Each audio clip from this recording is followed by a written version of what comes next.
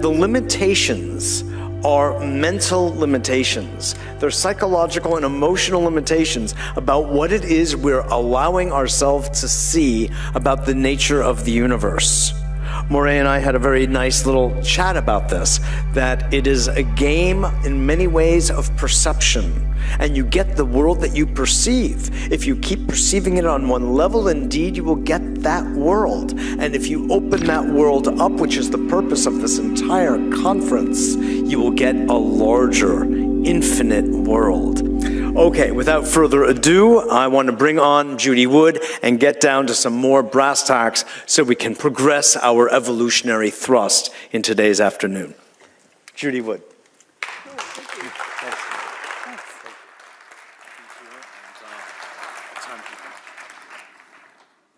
Hello.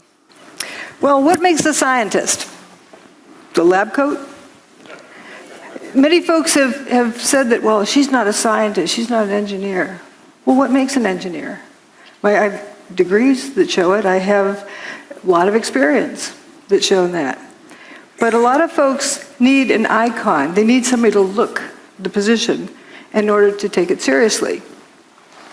So I'll go ahead and take these off, or maybe take me more seriously if I wore the coat. There you go. Most people don't realize that this lab coat originally came from, does anyone know? Madison Avenue. They decided that doctors will look more official and authoritative if they wore a white lab coat. Thanks. Well, one thing that does make a scientist is a bag of evidence. This is evidence, and that's what we're going to talk about today. So, where did the towers go? We assume where they went. But did anyone ever stop to think about that question? One thing about evidence is that it's there, it's truth. The evidence is always the truth. Assumptions are where you get off track. So let's start. Once upon a time, there were two buildings, two towers, and then they went away. Well, a third tower and a fourth tower. This is all that was left. This is just that yellow corner of that building, and all that was left. To remind you what was there beforehand, and here's just that little corner is all that was left.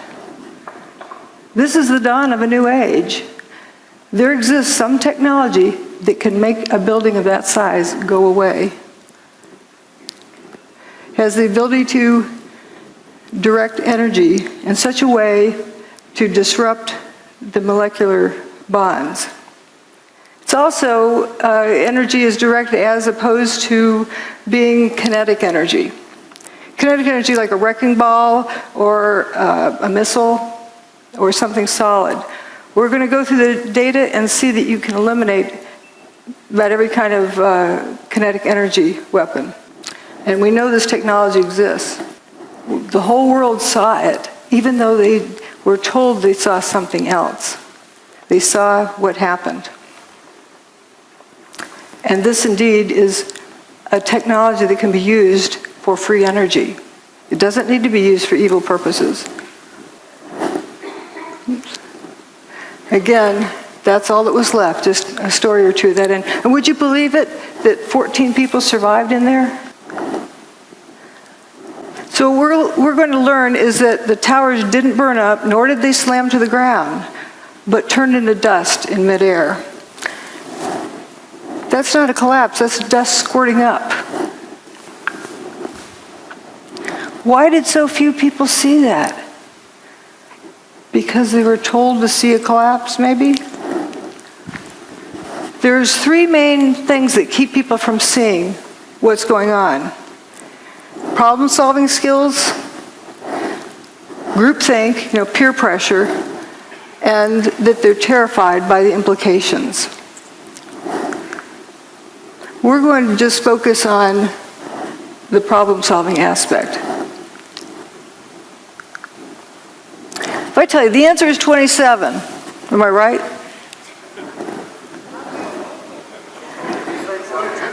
Well, what's the question?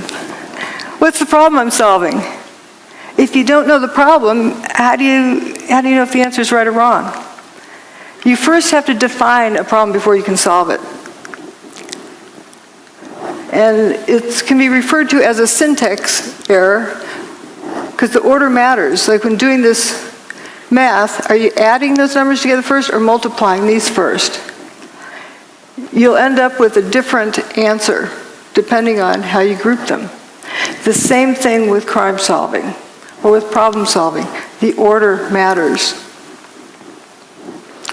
So if you start out with a theory, we have thermite or we have bombs or we have airplanes or whatever theory someone has, and they take their pick from this list of things, and then they go cherry picking and searching for the data that's going to support their theory. So in essence, what they've done is determine the problem. But what happens if it was something else that they didn't take into consideration? They'll never get to the right answer. And that actually is one of the key things in a cover-up. You get people arguing about guesses, about assumptions about what the problem is, and they never look at the problem. If you don't look at the problem, you can't solve it. So what they're using is a theory to determine what happened. That's the wrong direction. We have to start out with what happened. You collect data, and the data always tells you what happened. And from that, you determine how it happened. But only after you first establish what happened can you determine how it happened. If you don't know what it is, you can't determine how it happened. For example, look at these beams falling with dust trailing behind them, opaque dust. Let's say you're going to impersonate one of those beams. So you cover yourself with dust and jump off the top of the building. From the ground up, would someone see that dust trailing off of you? No. You need more dust. Okay, let's say you get a couple of armloads of flour and eject it out as you're falling. Can you impersonate this? No, that's opaque dust. It initially blocked out all of the sunlight, 100% of the sunlight, so it was pitch black. It's very dense dust. And you come to the realization that these pieces of material are becoming dust. They're frothing up into dust as they fall. And they didn't hit the ground. But if you didn't know that these turn to dust, and you start out with an assumption, you wouldn't get to the right answer because do you know of anything that could turn a building to dust in midair? Something turned it to dust in midair. So it's important to first determine what happened, then how it happened, and only then who did it or why they did it. But again, we're just going to focus on what happened. The towers didn't slam to the ground. If they had slammed to the ground, there would be over 1 million tons of debris left stacked up in the ground. That didn't happen. Manhattan would have been flooded. Well, as we'll see, the towers were built in the Hudson River with a dike around them. If you slam 1 million tons of debris down onto the dike, you're going to break it. Didn't happen. And if you slammed 1 million tons of debris to the ground, it's going to make a thud. The seismic signals did not reflect that. Those are the 3 biggest issues, but there's a whole lot of others as well. But we'll focus on those initially. The lack of debris, the fact the bathtub wasn't damaged, and the low seismic recordings. There's all sorts of other things, and toasted cars, of course, is one of the favorite things. And then in the second part, I talk about other pieces of information, other data that shows more about what technology is involved. But remember, you first have to establish what happened. Lack of debris. Again, if over 1 million tons of debris slammed the ground, you'd see a pile of debris left over. All right, you go to work on a nice September morning. And there's Tower 1, there's Tower 2, and you work down here in Bankers Trust.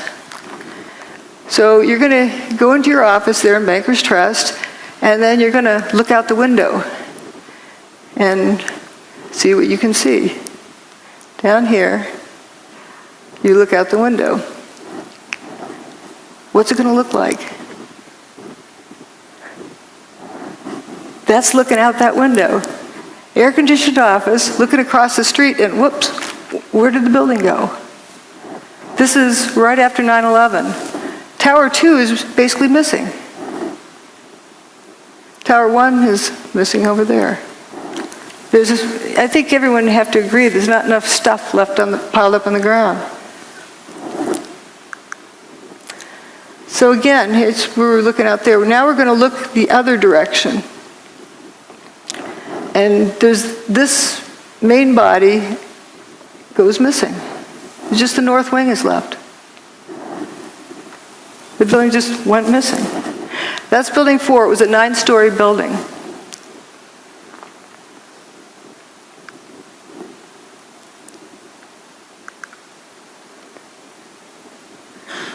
So this is what was there beforehand, and it just basically all went away.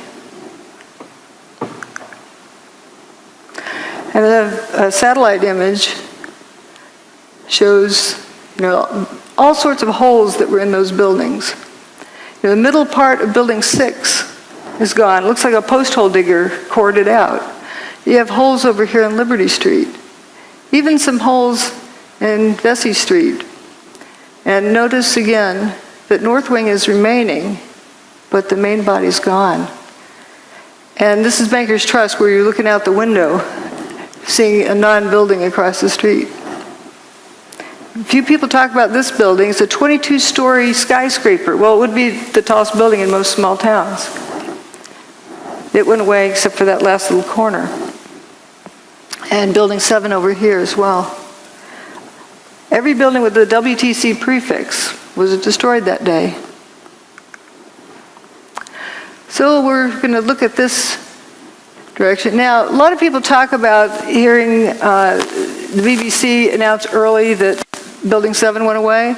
Well, CNN did the same thing for 1 Liberty Plaza, but it's still there. They just get excited and want to be the first to report. And we're going to go down and look on the ground and see what it looks like down in here. Looking at the front door of Tower 1.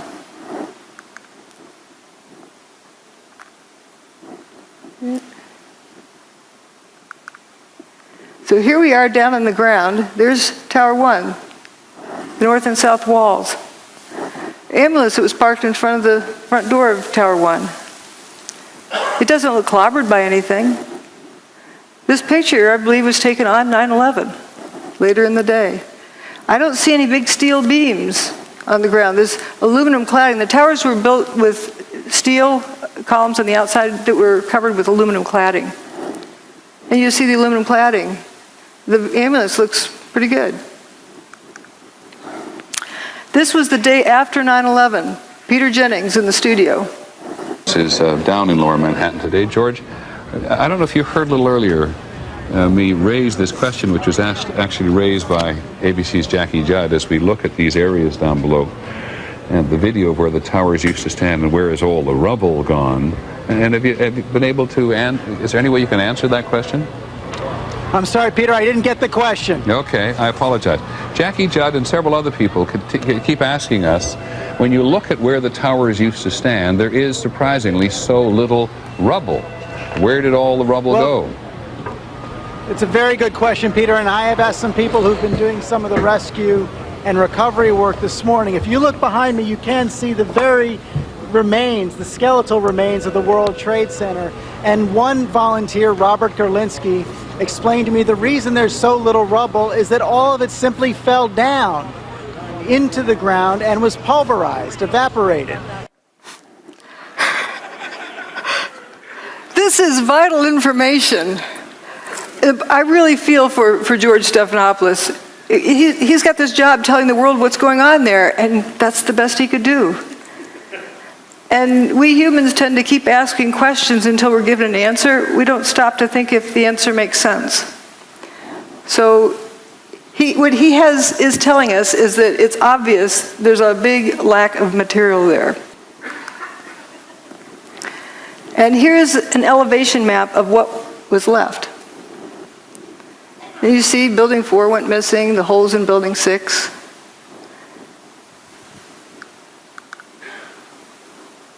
Here's a firefighter in stairwell B. I heard this very, very loud noise above me. It was just a tremendous roar. Right down here, while that picture was taken. It was above, and it sounded like it was coming towards you, and then the wind, a very, very fierce wind, and my helmet started lifting me up off the ground, and so that's when I crouched down. The next thing I just crouched down. I got to the corner of the staircase by the railing, and I just got as small as I could possibly get. Because I'm not a big guy to begin with, so fortunately I'm not. So I got in and I literally, well, I guess the best way to describe it, I tried to crawl into my fire helmet. That's what I wanted to do, just to protect myself. And I wasn't sure what was going on. I thought the building might be coming down, and I figured, okay, this could be it, and I was a little angry. I said, so like, damn it, like, why me? Why, I'm beautiful. I'm going to die in the World Trade Center on a beautiful summer morning. It's like a little denial and disbelief sets in, and so then I started getting hit with stuff. It was just debris was hitting me, and it went dark, and then the next thing was just total silence, nothing, no wind. No noise, no light, nothing. And then I started hearing noises. I started hearing like moaning, and guys were starting to communicate, yell out. These were the guys I was trapped with. They're calling out, who's there? You guys all right? Blah, blah, blah, and this kind of thing. And I realized I was other people. I wasn't alone, Because when you're alone in a situation like that, it's like existential isolation. It's like, and then when you find out you're with other people, it makes you feel a lot better. Even though you're in a very bad situation, at least there's other people. But then the strangest thing happened. This beam of sunlight came right in on us, like about 8 inches long, but it was clearly sunlight. It was all dirty, full of debris, and it looked like pepper was floating around in it, sort of. But it was sunlight, and I'm like amazed now. It's a 110-story building above us, and I'm looking up at the sun. He was right at the base of this building. But when you came out, you had no idea where you were. There was no way to tell north, south, east, west. It was just the whole atmosphere was full of debris and papers and smoke, and there was no landmarks. There was no way to make a reference point. You couldn't see the sun anymore. The sun had gone away because the sunlight that had come in now was gone, and so there was no way to tell which way you were going. He was at the base of this building while this picture was being taken. And all 14 of them walked out on their own steam. Here again is where they were. Jay Jonas was one of the ones with them, and said, I looked and said, guys, there used to be 106 floors above us, and now I'm seeing sunshine. There's nothing above us. That big building doesn't exist. Then later said, these are the biggest buildings in the world, and I didn't see one desk, one chair, one phone, nothing. Another survivor described walking out onto an empty football field. This is from the base here. This is what was there that went away. And that's where another 14 folks survived, in that little stub at the end of that first building I showed. And they had that hole in Building 6 where 50% approximately of Building 6 was missing. And the main body of Building 4 went missing. every time a floor hit another floor, it would not only make a noise, but it would cause tremendous vibration. So we're being bounced up and down off the floor, hearing this collapse coming closer and closer. Mickey Cross was caught on the second floor. My helmet started flying off my head. I had forgotten to snap my helmet. So I grabbed my helmet. I guess instinctually I just pulled myself down the corner. The collapse of the North Tower created a massive rush of air. I was blown down 6 stories down to the first floor, and all I can remember while I was being blown down was, oh my God, oh my God, oh my God. There wasn't any time to think about anything. The 110-story tower disintegrated in just 10 seconds. It was that fast, yet for me it was kind of slow motion too at the same time. And I remember thinking to myself, I said, oh shit, this is it, we didn't make it.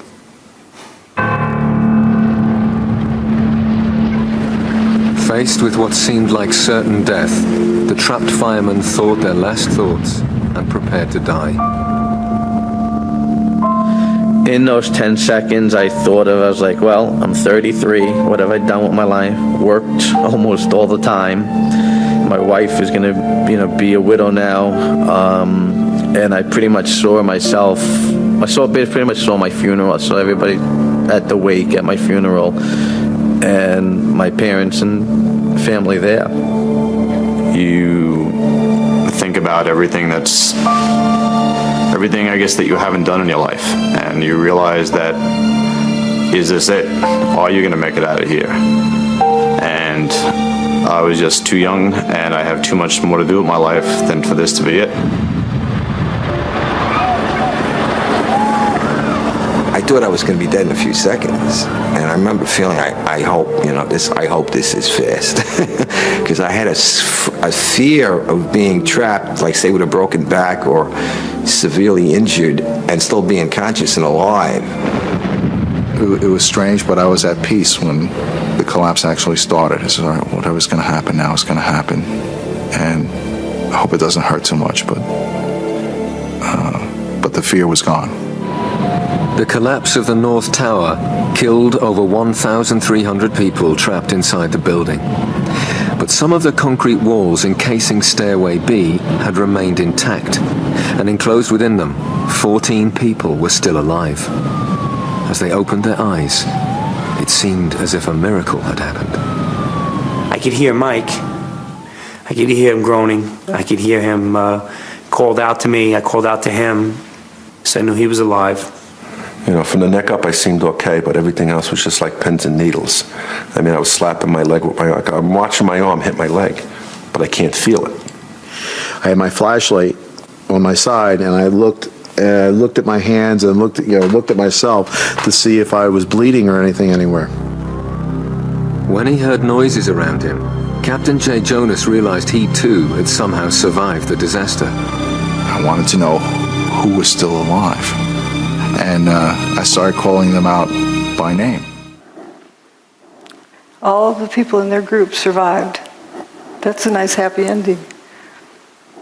But the descriptions they gave were not of a building falling on top of them, were not of bombs exploding around them. It wasn't high heat. They didn't get cooked. They didn't get squashed. The building just turned to dust above them. So we're going to look now at what was left. If we go down below the ground in that corner, well, here's what it looked like. The building indeed, the main body went missing, just like it was sliced off there.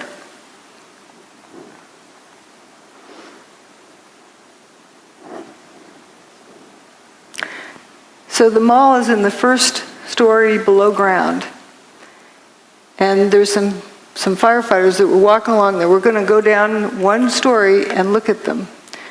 The perspective. Here they are. That's right under that area. It's a little bit punched in down here, but you can read Innovation Luggage, Hallmark Cards, so you know right where they are.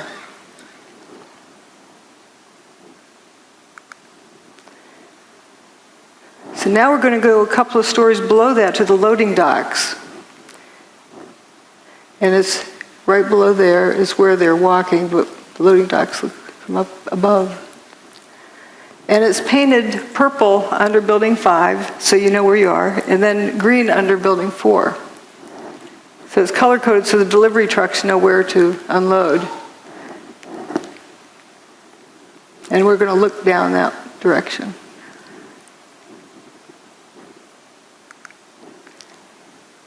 Just after 9/11. Listen to the echo in this audio clip. Going down to the parking garage. We're in quite deep. These are the first pictures of search crews underneath the World Trade Center desperately looking for survivors. That's not a collapsed parking garage. That's not even a full parking garage. It's an empty parking garage.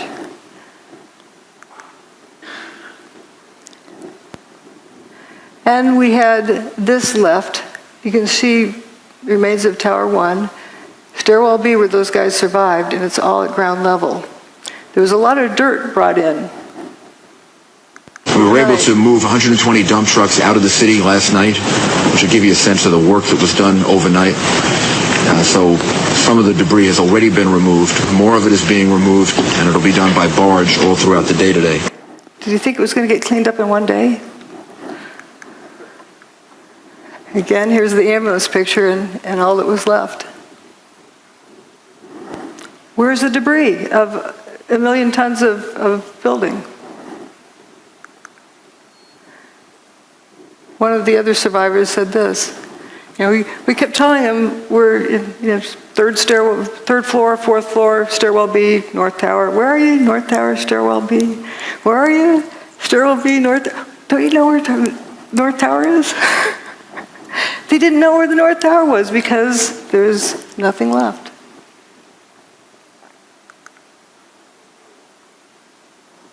And do you blame them?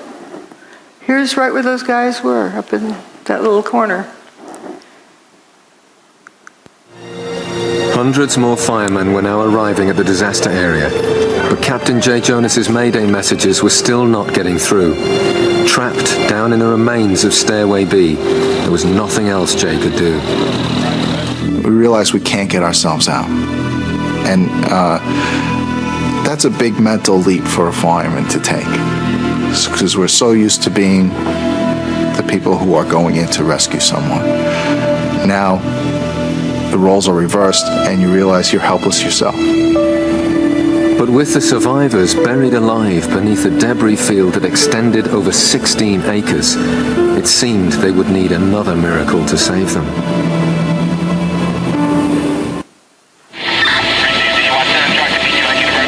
It was midday on 9/11, and in the chaos and confusion, Captain Jay Jonas's Mayday messages were still not being received. The firemen had no idea there was a pocket of survivors nearby. Then Jay again tries to make radio contact. Unexpectedly, this time his call is picked up. One of the officers coordinating rescue operations is Chief Nick Visconti. He responds to Jay Jonas's Mayday call. Operation Ladder 6, all units stand by. Operation Ladder 6. I got a radio transmission from Nick Visconti. I heard Operations Post to Ladder 6. Operations Post to Ladder 6. This is Jay, where are you? Okay, 10-4. North Tower, stairwell B as in boy on the second floor. But the location Jay gave was unbelievable to them. The North Tower no longer existed. They asked for his location again. He asked me that a couple times, and one time he asked me that. Somebody else got on the radio and said, "Where's the North Tower?" I remember somebody saying it, "Where's the North Tower?" on the radio. And I said, "Oh shit." I says, it's not good.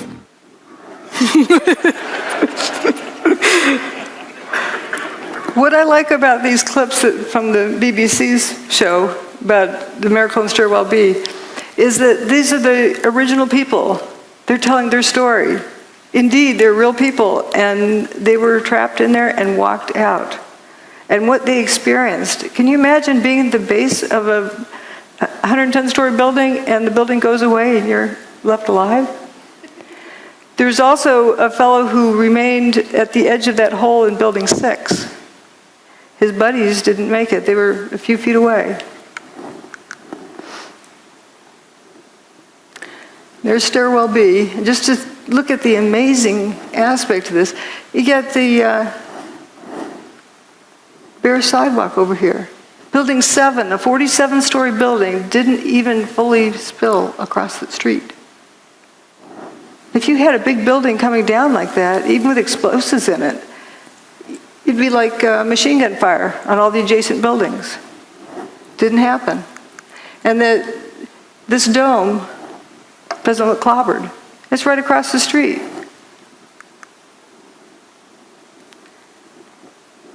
You don't see that debris piled up on the ground.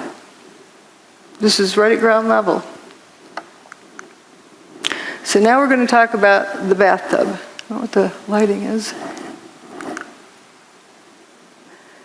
If the building crashed to the ground, Manhattan would have been flooded because that dike around the bathtub would have been ruptured. And all of the path train tunnels and subway tunnels are all connected underground, and they would all have been flooded. That didn't happen. Here are the towers before they built across the street. There was just water right there at the base of the towers. And the towers go well below the water table. There's also the rail lines that come under the Hudson up into the base of the bathtub. That tunnel was not damaged. First, they were worried because they had water in the tunnel, but they had fire hoses on it, rainwater going in there. But once they pumped it out, it stayed dry. That's the bathtub wall. It's called, or slurry wall, or dike, whatever you want to call it. It keeps out the Hudson River. The towers were actually built in the Hudson River 70 feet below the water table. That's 7 times 10. So they're pretty far down there. And if that thing had been ruptured, Lower Manhattan would have been flooded. And here's the Hudson River, and there's, as they're constructing it, you can see way deep down in there is the base, down there in bedrock. The path trains from the Jersey side used to come up through here and back out, but they rerouted them to turn around in the new big bathtub.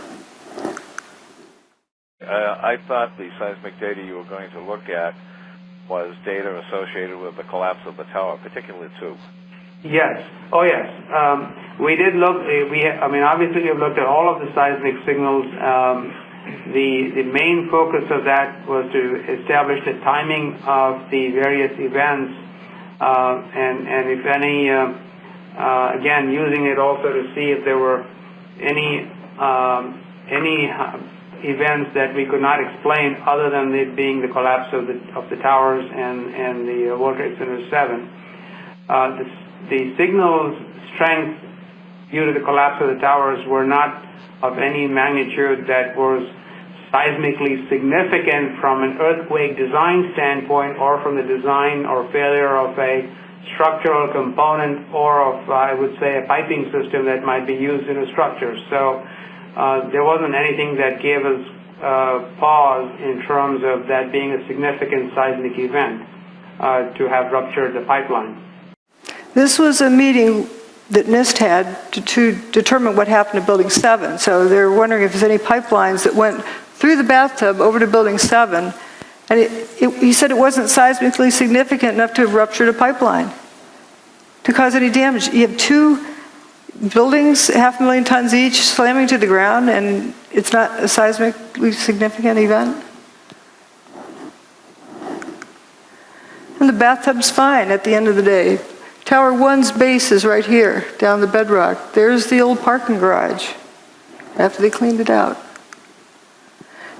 And if the buildings had slammed to the ground, the seismic signal would have shown it. Didn't happen.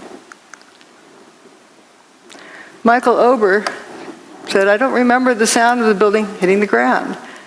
Somebody told me it was measured on the Richter scale. I don't know how true that is. If the building's hitting the ground that hard, why do I not remember the sound of it?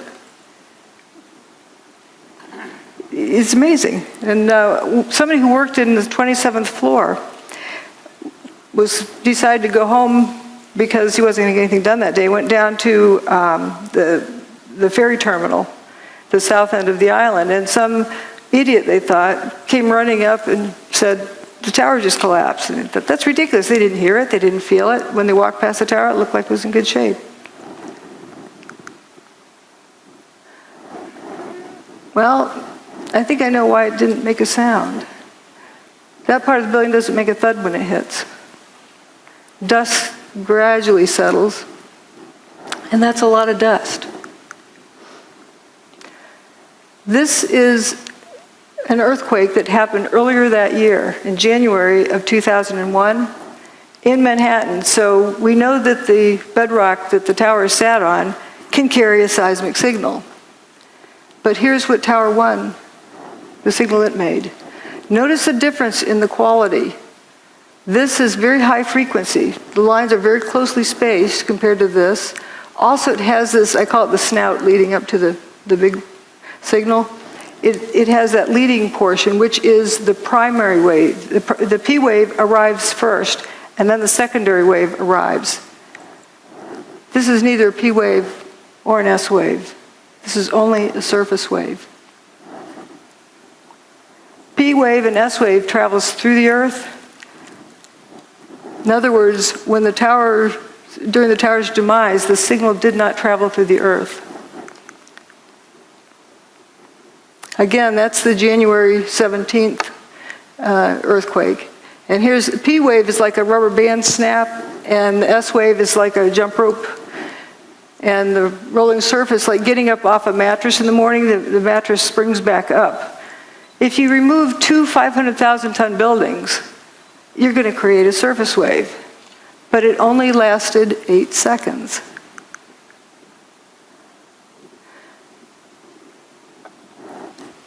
You know it takes 9.5 seconds to throw a bowling ball off the roof of the towers and have it hit the ground?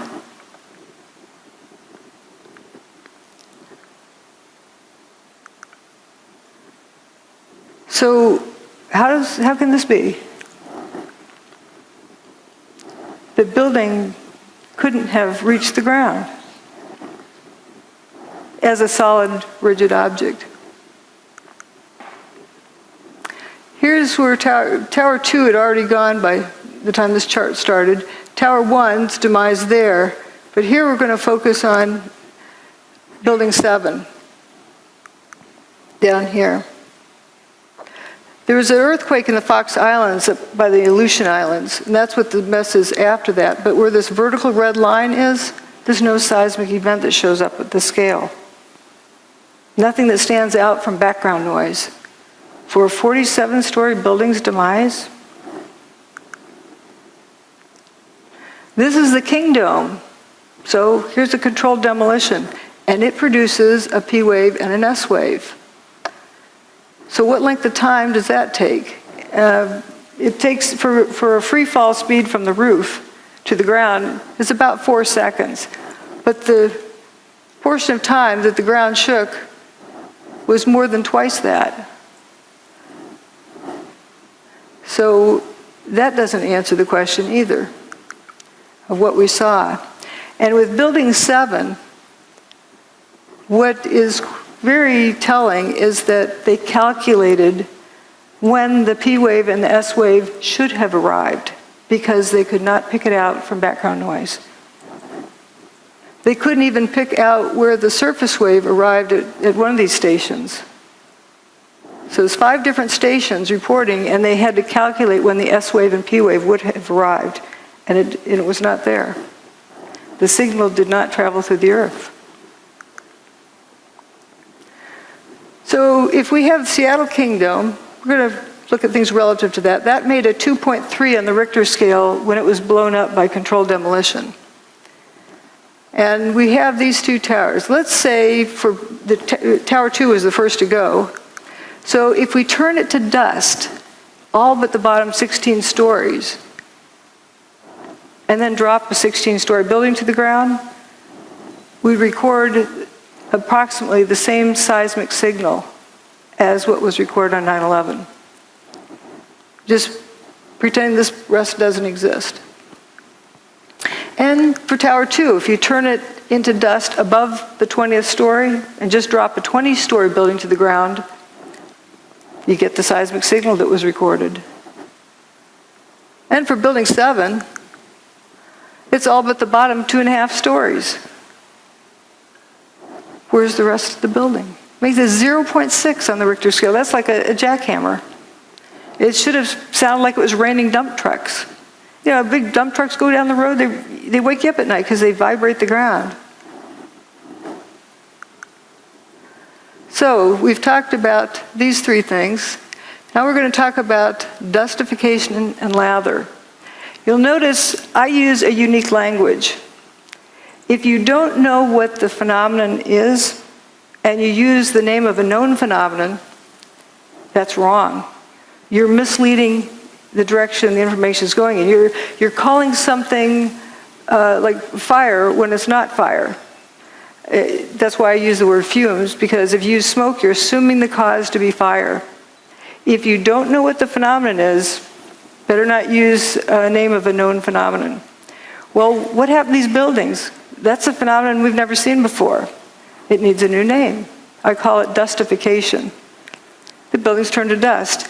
It's not a difficult word to remember either, and often I use names of food, you know, like Cheetos or something like that.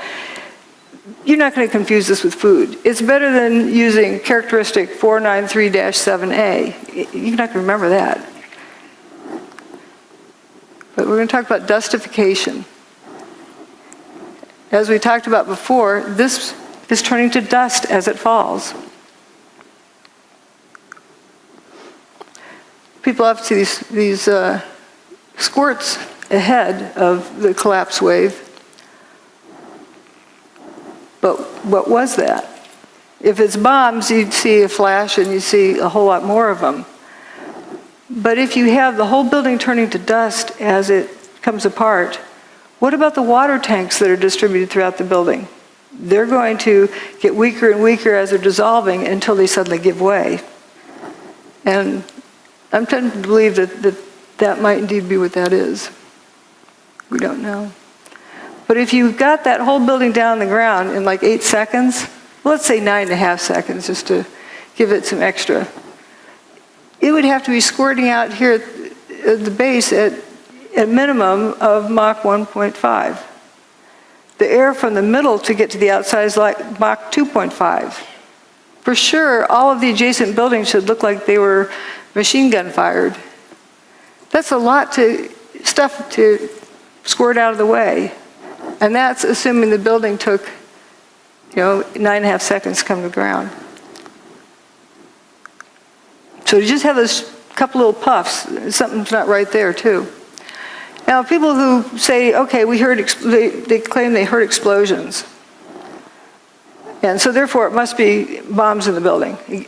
They're starting with assuming what did it, and then going back to assuming what problem they're solving, instead of determining first what happened.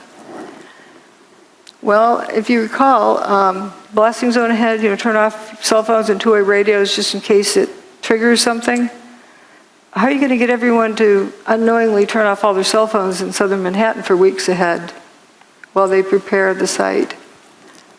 But there were sounds of explosions. Bombs go boom, but not everything that goes boom is a bomb. Think of putting an egg in your microwave oven.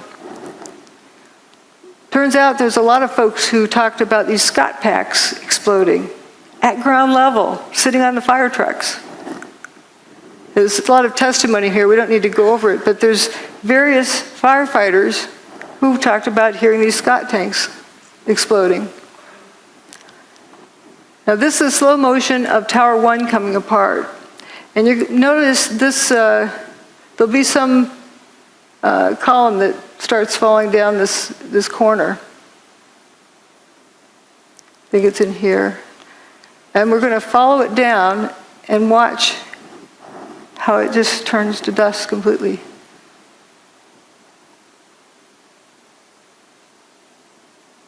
And as well as these other things. Here it is. Okay, it's got the dust trailing behind it. This is a solid piece.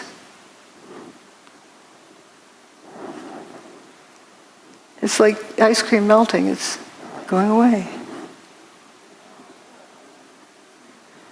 And if you focus on various other parts, you'll see the same thing. There's no sound with this. This is a high-speed version of it. You can see that piece again. And these big chunks over here. So you see it's turning to dust as it comes down. And we're going to go look down on the ground right next to where this was coming down. This is the Verizon building here. Whoops, right here. And we're going to look at the corner right below there.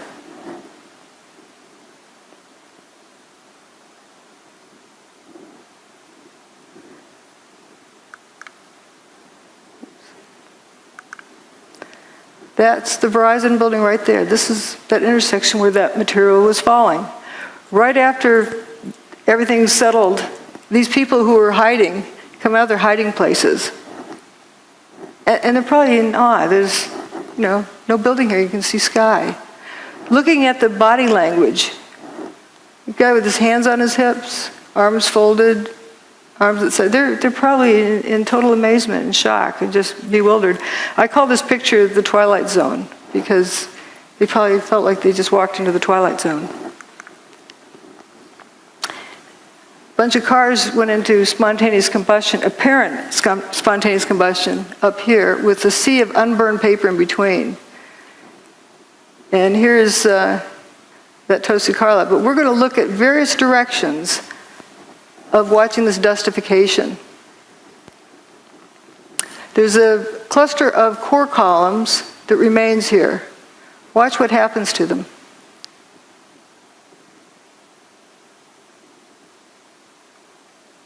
They just faint.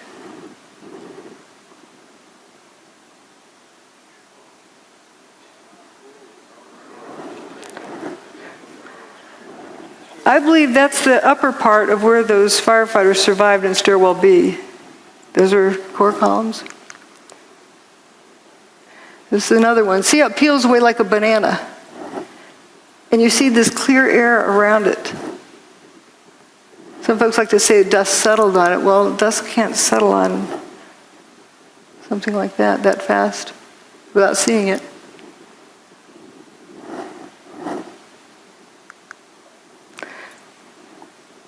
And there's from across the river, you can see those two. And then there's a sequence from the northern view. And my detractors like to say, oh, it fell over. And because the dust was so fine, it hung in the air. Well, if the dust is so fine it hung in the air, how could it be settled instantly on these vertical columns? We saw how it was peeled away like a banana. But it comes a point where it's no longer a crisp boundary and just turns to dust. I call it dustification. I mean, where have we seen it before?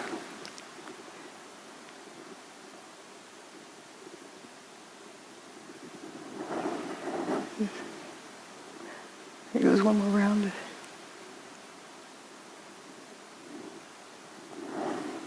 But you're told to see a collapse, so you tune that out.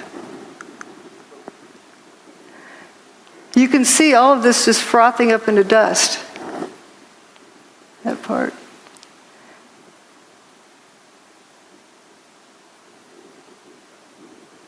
And it's also blowing downward. Very clean edges. So it isn't like dust was settling on it.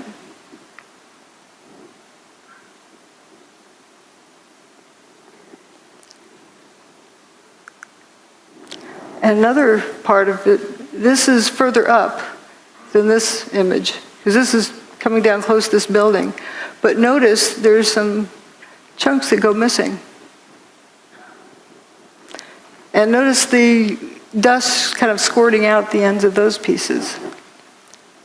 You can see it trailing. So the reason why it didn't, you didn't hear a thud when it hit? Lather is a term I use when it looked like a unique another unique behavior pattern, but I think lather is just the part doing the same thing that this is doing, but doing it in place. And this video is of Building 7, the north face, but notice it's one face and one face only that has this lather pouring out of it. No, go low to the corner.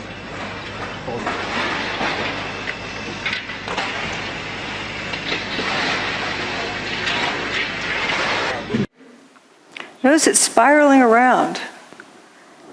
And if it was smoke from a fire and it really needed to get out, why isn't it coming out these windows? If there's a traffic jam, why does it take the path of least resistance? The wind that day was 7 or 8 miles an hour. No, go low to the corner.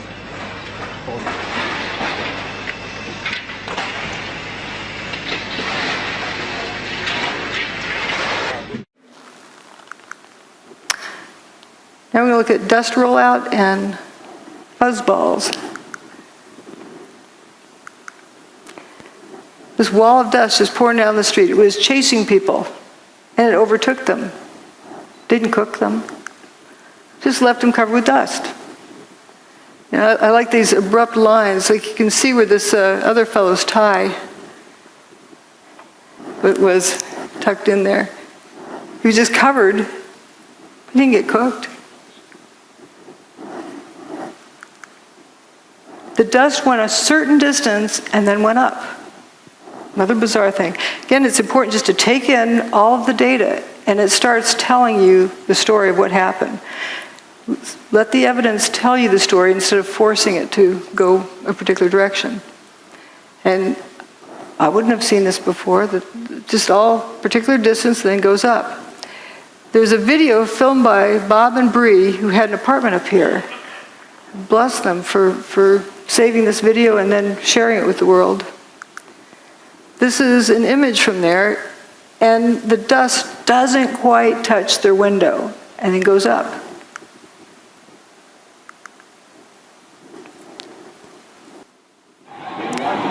Oh my God! Oh my God! Oh my God! Oh my God! Oh my God! I told you! Oh my God! All these people! Oh my God! Oh my God! Oh my God! Oh, it's awful. Oh baby, how's Lily? Oh my God! Come on, let's go to the other room. Let's see how it's starting. Is this dangerous? I think it's just smoke. There's no danger of buildings. Is the air conditioner turned off in the room? Good thinking. And the windows closed in the bedroom? Near the area are an absolute crazy situation. The entire top of the building just collapsed. The entire building just collapsed. Building just collapsed. We're going to leave because See how it just starts shooting up? It doesn't touch the window. This is a devastating development in our district. It doesn't go past here. Is no more. We do not know at this point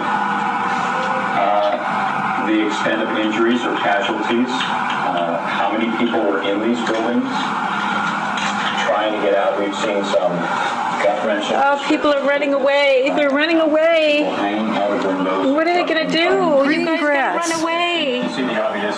That grass stayed green the whole time. All right, let's go to ABC News right now. I think it's going to be blown away from us. Something like coming down the window. No, it's the wind is being blown away. Horrific, incredible, not to be believed. It just came that particular distance, but it went up. Over just a few minutes ago, within the last minute actually, the second Twin Tower collapsed. Just to recap, if you're just joining us, around 8:42 Eastern Time this morning here in New York City, a plane crashed into the one Twin Tower of the World Trade Center. It's amazing, it goes up. Now, controlled demolition, the dust doesn't really go above the highest point of the building, the original building. But this went up and blocked out all the sunlight for a few minutes. And it went up and continued going up. And continued going up for months and years. Wet tire tracks, they wet it down, they're misting it from up here. But what's this? Wet dirt? All right, fuzzballs. Notice how clear the air is from here on up. But down at the bottom is a thick haze. And you'll notice from the time on the clock that it's only 15 minutes after the South Tower went away. And this is 15 minutes before the North Tower went away. How could that fine of dust have landed in that short of time? It's fallen out of the air because it's clear. And there's several other pictures that indicate this, that it was coarse dust that landed and then became fine dust and began rising up, like it kept breaking down. Toasted cars. We got to get to the toasted cars.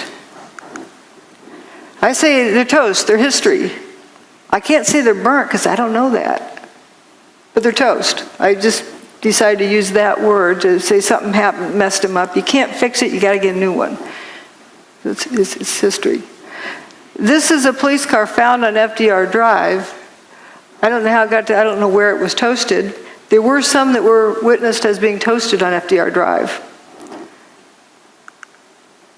But this one is quite interesting in that it has an abrupt, toasted, not toasted. Like it's like it's on the showroom floor. It just had a new wax job back there. What abruptly stops a real fire, a regular fire, doesn't do that. It would be lapping around the corner. Also, why aren't the lights melted? And you have the circular spot on the other side. Gas tank is still, fine. This is where all the toasted cars we're seeing that I'm aware of, as well as the toasted car lot. And the ones we were looking at were down here. And an emergency medical person said you could tell it was hot at the Trade Center because you could feel the heat from the bridge. But paper wasn't burning down here. How could somebody over here, 3/4 miles away, feel heat? Something that they perceived as heat. You said you saw melted tour buses, melted cars? The cars that were right down there, it was just unbelievable. They were twisted and melted into nothing. The debris is just unbelievable. And then you can see fire trucks and police vehicles that were down there early that all their windows, the windshields are completely blown out must have been from when debris dropped. But even more jarring, I think, is this scene right here. Look at these two cars placed on top of one another. I think when you think about the impact that these planes must have had, it's hard to visualize. I don't know what to say. Because everything melted. But here, at least you have some remnants. You have literally an engine that is melded together with other parts of the car. Moving over, you've got another car they moved here. It looks like it's been through a war. You can see the papers, all the burned out papers from the building. You see the soot and the dirt, and it just shows you how devastating this blast was. Look across the street there. You've got a Con Ed truck that some of the Con Ed people now looking at, examining, trying to figure out which truck that actually was. But that truck too, in terrible shape. So while many of the items, the steel was literally melted. People who have been right down next to the base of what was the trade towers say there's virtually nothing. Yes, we'll stop here on this toasted bus picture. And realize there's no burnt marks, no scorch marks on the toasted bus. But yeah, these poor reporters, they're doing the best they can. Remember, the evidence is the truth that a theory must mimic if a theory is correct. Starting out with a theory, if you haven't figured out what happened first, you're just solving an imagined problem, not a real problem. So it's so important to look at the evidence. As we've seen, the evidence is showing us a different story than what we were led to believe. Now this toasted bus, notice there's no big flame marks running up the side of the bus. No scorch marks. Is this echoing? Oh. And then we have also this vehicle that's already rusted. You can see Building 7 is still standing. Every car up this road was toasted in some way, every vehicle. I call this the swamp. I think you can see why. Is it the sound? Oh, yeah. No door handles. Yeah. Not a trace of window glass.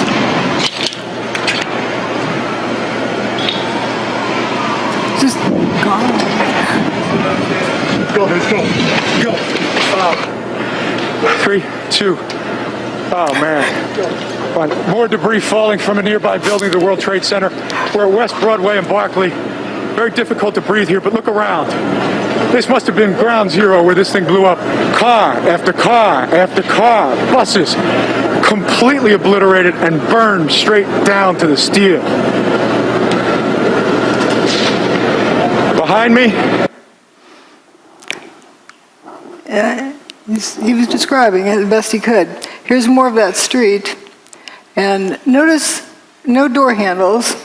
Now that in itself isn't surprising, but we're just noticing the patterns. It seems that door latches, trunk lid latch, this door, door latches and door handles were completely gone. Also, this looks like it was sandblasted, ready for a new paint job. Not a trace of window glass left in that. And that's what seems to be a trend with the toasted vehicles. Something happens to the engine compartment too, like this one down here. And notice again this distinct, abrupt line between different parts of the car. Now, often folks say, well, that's just like any old burnt car. Here are burnt cars up at the top. Notice these rings of burn marks around it. And burnt cars also have remains of window glass. See, this is clean down here. And here we have traces of window glass left. And of course, there's a lot left there. But the ones at 9/11, there's not a trace. The ones that are seriously toasted.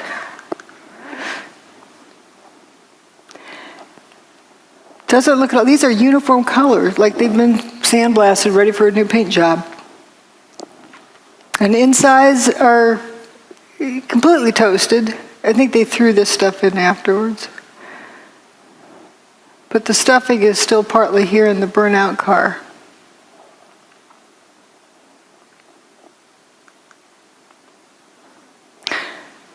So there's a bunch of cars that appear to go into spontaneous combustion up in that parking lot.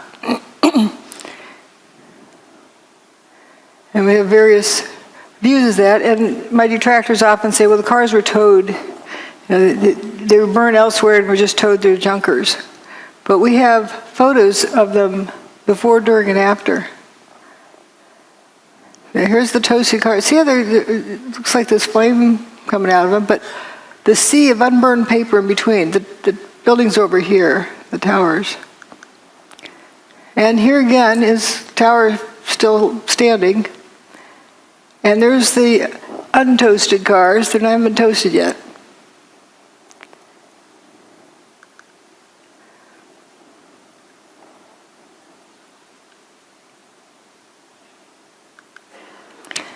And there they are. They haven't been toasted yet. They're still in good shape. I actually thought this car was white, but I was surprised to find it was black. And here, it's still in good shape. People are evacuating. Here it is after it's been toasted. You can't tell it was a black car. Just all in a line, they just went poof. Weird fires. I can't call them a fire because there's weird things with them, like paper not burning. This is where I call the swamp. Toasted cars all along through there.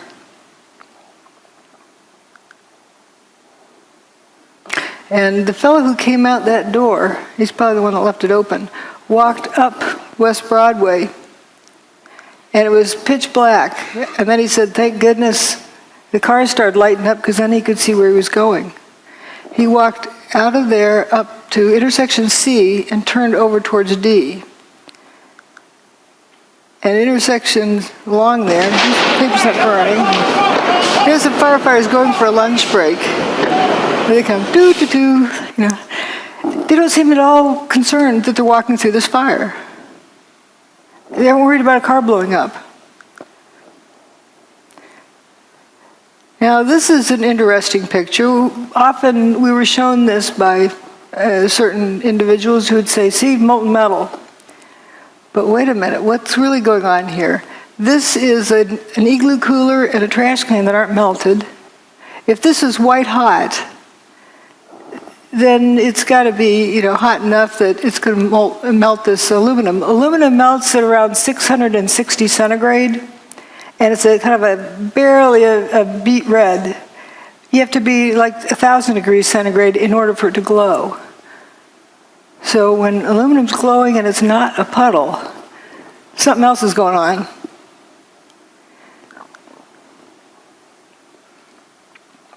So we're told about pools of molten metal. Well, that's paper, not burned.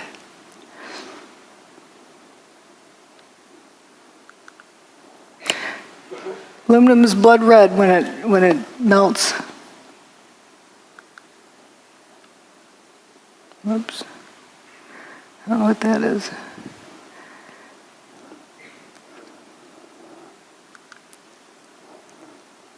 Again, remember this temperature, and up here is where you need it to be well above where aluminum melts. But you see, this aluminum cladding appears to be glowing on the end. This corner up here. And you get these, I call them Cheetos. And in case people don't know what Cheetos are, you know, the orange thing on the ground, and you're not going to confuse that with a piece of steel, but there's these little things that look like Cheetos that are glowing.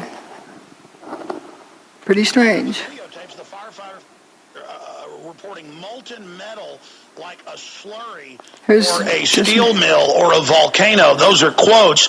Giant pools. What about the pictures of them dragging oxygen hoses all over the steaming supposed hot metal? If it were that hot, you wouldn't dare do that, would you? Would you? Well, we do have the infrared photos of the molten metal.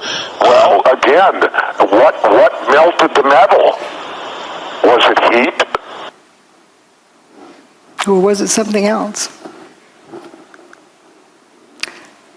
Here on this thermal map that is so often quoted, point E is right next to where building 3 had been. Here's point E. According to the measurement there, it's supposed to be 819 Fahrenheit. That's above 212, where water boils. This guy doesn't look like a boiled chicken. Yeah, how hot can that be? So the color in that map meant something else. It wasn't temperature. And nice bushy trees didn't melt. Or it didn't burn, neither did the paper in the street. But what happened to these vehicles? What happened to his engine? And where that firefighter walked up the street and turned the corner, here's right where he turned the corner. Again, you have these Cheetos on the ground, whatever they are. What's strange is the fire on the side of the van in front. And again, it was a different contrast. You can see it's just on the side of the van. What's burning?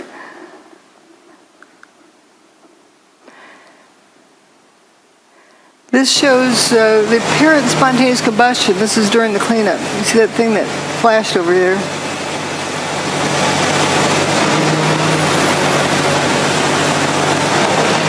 I think there's another slow motion clip of it. We'll see it over here somewhere. Oh, there it goes. Just apparent spontaneous combustion.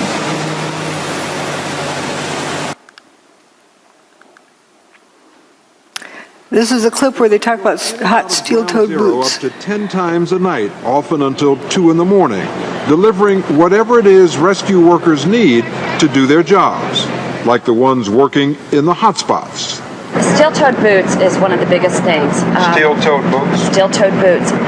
Out still on the rubble, it's still, I believe, 1,100 degrees. The guys in boots just melt within a few hours, and they're burning their feet. That story was repeated again and again and again. People assumed it was proof that it was hot. When my steel oven melts, the turkey inside is more than well done. So how can you have steel-toed boots melting and there's no reports of burned feet? How I hear that is the boots were coming apart. They're disintegrating. Someone suggested it was because of heat, and people just ran with that story. It was the best, the only answer they got to the question, so they ran with it. But something was likely happening to those boots coming apart. But you can't walk around on a barbecue grill without burning, if it's that temperature. Mayor Giuliani. There were fires of 2,000 degrees Fahrenheit below the ground. I could be standing here and you could be standing there, and I could be describing to you, Governor, the site, and then a fire would break out in between us. And it was just by luck or the design of God that we weren't killed. He was standing on 2,000 degree temperature pile. He doesn't mean to be sounding like an idiot. He was describing something that he experienced, and that was the best explanation he could give. Weird, apparent spontaneous combustion. So here we are, down to the rolled up carpets. You'll see why I call it that. At the end of the day, you have these straight soldiers here. If you have buckling from overload, doesn't it bend over? Doesn't it bend around the horizontal axis? Why is everything straight? If you overload these outer columns, they're going to bend. If you mash something down real hard, it's going to bow out. Yet what we have, instead of having it bend over, is curling around the vertical axis. Here's a cluster of 3 columns. And this lasagna noodle, see, you can't confuse that with a piece of food, but it emphasizes the fact that this isn't loading that does this. Something else happened to this. This is straight, it curled around the vertical axis, not the horizontal axis. How do you get something to bend more than 180 degrees and not even crack? It's a smooth bend, and it splits at the seams. This is a very interesting one. I'd like to have somebody, an engineer who claims that that's normal, draw me a free body diagram and show me the loading to put on that beam to make it do that. It's not like a rubber band that recoils. If it's hot and it's flowing, it doesn't have the strength to recoil. So how do you explain this crinkling up, like curling ribbon? Now that's what buckled beams look like. They don't do that. You see through holes there. It just happened that one place. This was found in Banker's Trust. Banker's Trust was determined to have not had any fires in it. So we're going to begin the proof of concept. Okay, here's what we found at the World Trade Center. And here's something that John Hutchison bent. It's molybdenum. It's not cracked in the corners either. Smooth curling. When I first contacted John Hutchison, I sent him this picture and said, does your neighborhood ever get to looking like this? Because you have this toasted vehicle here, and the one in front is parked in the right place, but it's just got the tires in the wrong direction. It's not oriented correctly. And notice all the marble around the doorway is gone. The rest of the building, there's no stab wounds in the building, no big beams went flying through.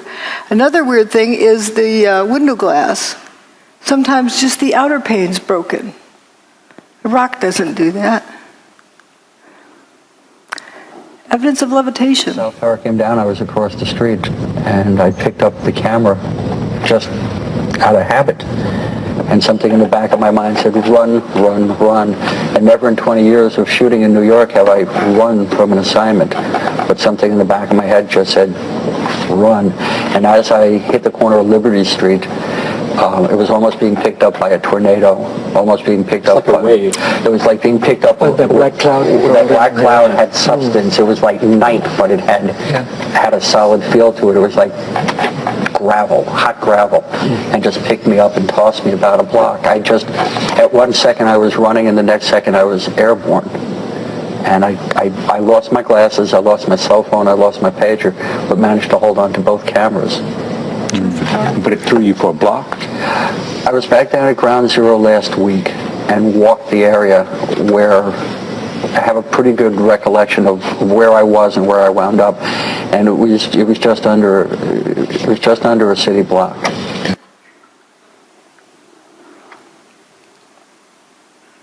It was this blast of warm air. It wasn't hot. It was warm, and it picked me up and threw me up against the wall of the building. You were picked up off the ground. Physically picked up off the ground. I remember an explosion. At that point, I got knocked out. I don't remember anything. Then I got up, and I looked out the window because the windows exploded, and the street below caved in.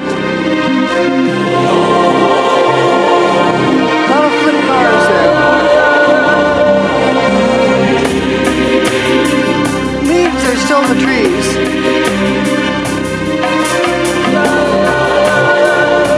This is in good shape, but upside down. The cars appeared to be either flipped or toasted. Now let's consider something else here. John Hutchison's work, he's got water drifting up, levitation of water. Now we'll come back and talk about the weather. We need to talk about the weather, right? Someone thought it was a nice, beautiful day. Well, it was right directly above Manhattan, but not a few miles off the East Coast. See, as nice as can be.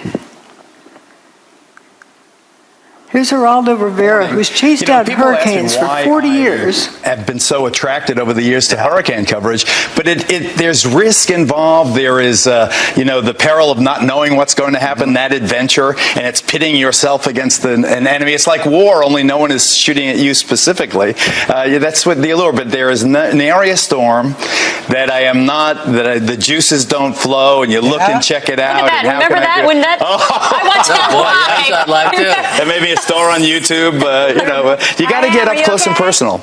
And this was Hurricane Ike, I think. That was recent. That was wasn't this Rita? You would know. You know what? I think it was Rita. Rita in Galveston, Texas. Yeah, Galveston. And obviously Katrina before that changed so many of our histories. It was so traumatic. And it's one funny thing I think of if only a hurricane had come on 9/11. Remember, they didn't know how to use instruments, the terrorists. They took off in Boston, and they literally, after they took over the aircraft, they steered by line of sight. And it was that crystal clear September day. Sure was. Beautiful. And if it were only one of these weather days, history would have been rewritten. And I think about that a lot now, and especially this time of year. So where the peak of hurricanes is. Yeah, you're celebrating 40 years? 40 years, imagine that. 40 years. Longevity has its own revenge. I've outlived like 15 generations of TV critics. Yeah. They all predicted I'd be done in a couple of weeks. Well, do you still get... Everyone has those stories, right? Oh, yeah. But this was just 2 years ago. Well, I don't know about that. Here again, you're asking us to deal with a fact I'm not aware of. I never heard about flames or fumes. I mean, fumes coming out of a building. I'll tell you what, let me go to Steve in Florida. Steve in Florida, you're on the air. Go ahead, please, with Dr. Judy Wood. Hi, Joy. Thank you for taking my call. Am I loud and clear? Yeah, you are. Go ahead. Judy, you have misrepresented the facts concerning Hurricane Aaron. I live here in hurricane country, Florida. I track all the hurricanes. Aaron hit Corpus Christi, Texas, 15 August 2007. Your opinion concerning 911 are not consistent with the facts provided on 911 ripple effect, last man out, Richard Gage's blueprint for truth, loose change final cut, Zero, an investigation into 911, and many other video documentaries I don't know what planet you've come from. Okay. I guess he's gone. I don't know what happened to Steve. As for Hurricane Aaron, they did not retire that name. It has been used several times. It was the first hurricane, I believe, of the 2001 hurricane season. All right, let me go back to George. George. Well, one funny thing I think of if only a hurricane had come on 9/11. And it was that crystal clear September day. Sure was. Beautiful. And if it were only one of these weather days, history would have been rewritten. And I think about that a lot. This is what was shown on television that morning of 9/11. This is where the hurricane was at that moment. See anything missing? This is where the hurricane was, here. The satellite, the National Hurricane Center satellite images.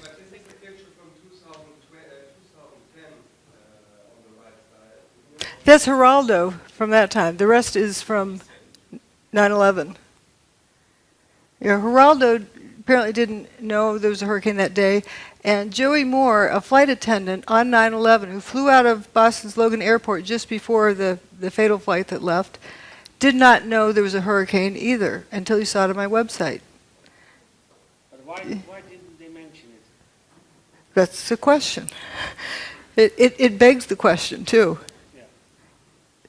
Because you know how much they like to melt those for all they can get. They love to report on hurricanes. But do you say that they were manipulating reports? I'm not saying anything. I'm just noticing if people didn't know there was a hurricane coming and you saw it was headed straight for New York, if it hadn't turned around when it did, Manhattan would have been flooded. And how fast can you evacuate that many people from Manhattan?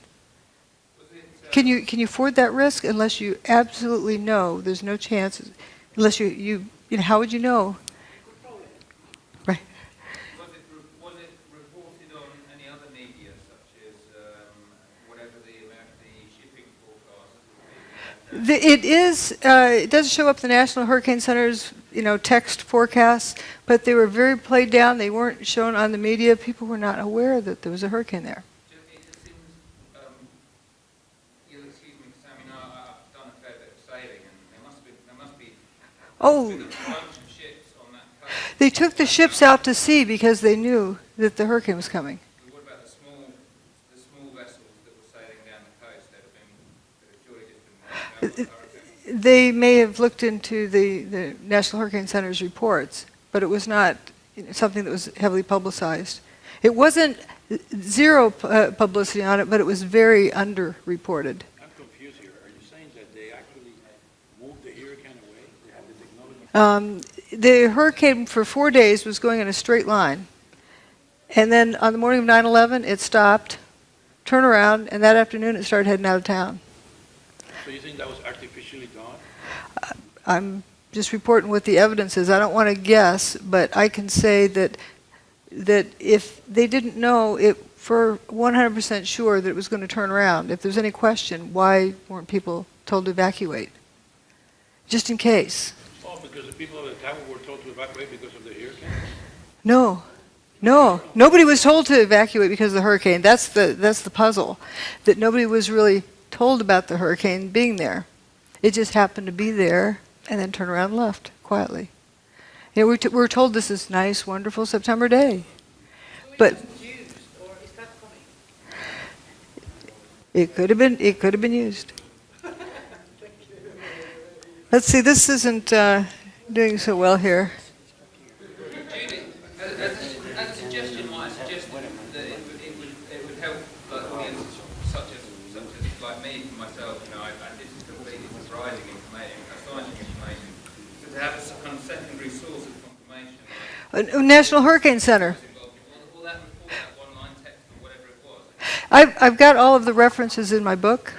And this is that satellite image of the hurricane is from the National Hurricane Center. You can download it yourself. I'm just saying that I think it would help your presentation. Excuse me, drjudywood.com/articles/Erin you'll find 5 pages of multiply referenced data from the UK Meteorological Office, from the Canadian Hurricane Data Centre, from the US Hurricane Data Centre, and other sources. And I've got more if you want to write to me, I'll send you other stuff. We'll take questions. We'll let you get through your... The clicker doesn't work. Ladies and gentlemen, let's let Dr. Judy Wood get through her presentation, and we've got plenty of time for questions afterwards. Thank you so much. So let's also look at some other information. Now, the hurricane was going to turn around at some point. They thought on day one it was going to turn around because it was a high-pressure system moving across the U.S., but then didn't. Well, maybe on day 2 it didn't. Maybe on day 3 it didn't. Maybe on day 4. Thank goodness it did. They had predicted it was going to turn around all this time, but did they really know when? If they didn't know, they ran out of room. So here we have the high pressure system moving in from the Midwest, and it's increasing, while the hurricane, which is a low pressure system, is moving in from the Atlantic. And guess where they met and when? 10 a.m. on the morning of 9/11. They were superimposed at that area, so you have 2 counter-rotating systems, curiously. And interesting drop with the humidity. But let's look at this magnetometer information. This is the Earth's magnetic field from the ground, not from satellite, but from the ground in Alaska. There's 6 different measurements. Each of the events on 9/11 are with a vertical bar. The first one is WTC1 getting an airplane-shaped hole, then WTC2, then WTC2 goes poof, WTC1 goes poof, and then later Building 7 goes poof. I say goes poof, they didn't collapse. They turned to dust. So it's interesting, it's pretty much a steady state and something different happens here. There was a solar storm approaching, but it didn't get to that point until a day later. So there's something else going on here. A closer look, about 20 minutes before WTC1 got its hole, that's the North Tower, they started wandering off of their average value. And as soon as WTC1 got its hole, it reverses direction. As soon as WTC2 gets its hole, it goes horizontally. It's like one reversed the other one. Maybe coincidence? And then when WTC2 goes poof, they start going downhill, but when WTC1 goes away, it really drops off the cliff, and then things are all haywire all afternoon until WTC7 meets its demise. The Earth's magnetic field, as recorded at 6 different stations. Again, here's where they start wandering down. There's actually 3 different measurements for when the North Tower got its hole. The 9/11 Commission report, the Palisades seismographic station, and the NIST report. I can tell you which one's right, based on where the turnaround happens. And see how these go horizontally after Building 2 gets its hole. These are the 6 different recording stations. It's just, you know, a curious set of data. Now we're going to get into the proof of concept. I can't say for sure what technology was used, but I can show you something that reproduces all of the same phenomena. Seen this guy, Nikola Tesla. He can generate all of these various pieces of evidence, all these different phenomena. So can John Hutchison. When he tried to replicate the work of Nikola Tesla, he discovered all of these characteristics. And all of those characteristics were found at the World Trade Center site. Let's notice this metal luminescence without heat. You know, hot things glow, but not everything that glows is hot. George Pigott got a patent just about 100 years ago, a little over 100 years ago. Levitation. He's got a static field, and he's doing some other things with putting in some kind of energy, And he's got these static balls, I mean, these steel balls levitating. I think they're actually silver. And Thomas Townsend Brown also looked into the same area about using electricity. And then Ed Leedskalnin, who built Coral Castle. Here's John Hutchison standing in front of the Great Pyramid. There's a person down here in the background. You can see they're almost 2 blocks tall. Well, that's about the same height as this doorway of Coral Castle. So they're about the same size blocks. They're 15 tons each. So this guy built his castle by himself. We don't know how this one was built. We can only guess.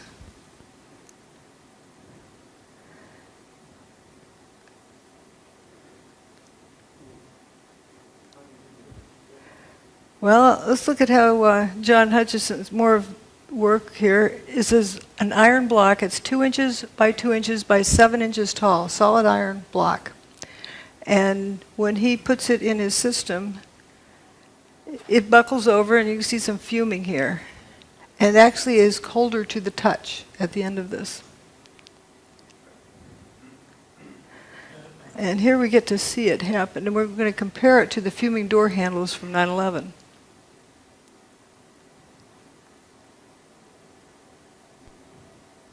Here's the door handle.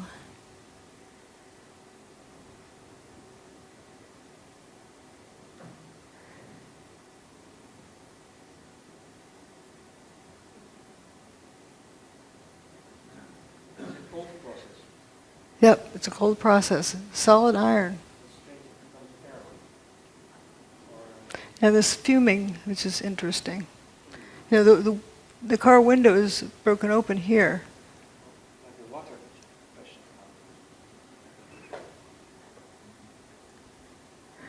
We're going to look at some other things about the weird fires. I can't call them regular fire because I don't know that. The weird fire, just to note that it's not something that you know for sure what it is. It's glowing, but the paper doesn't seem to burn. If this was glowing because it's hot, it'd have to be at least, 1,200 degrees centigrade. Aluminum melts at a little over 600 degrees centigrade. It's not a puddle. This aluminum is not a puddle, so how hot can it be? And this igloo cooler and the plastic trash can are not melted. The paper is not burned either on the ground. So what is that color? And another weird thing about this, right across the street over here is Burger King. And inside they're flipping burgers, cooking burgers for the firefighters. Not serving to the customers, and then the building across the street was missing. It's just a weird sight. Now this van is also interesting that, you get all this something looks like it's on fire, weird fires there. This van down here has a fire on the side of it. What's burning? And if you say falling debris that was on fire hit these vehicles, why didn't it hit anything else? And how's it, under the vehicle? It's just very strange. His Park Place is several blocks north. Now here's John's boat experiment.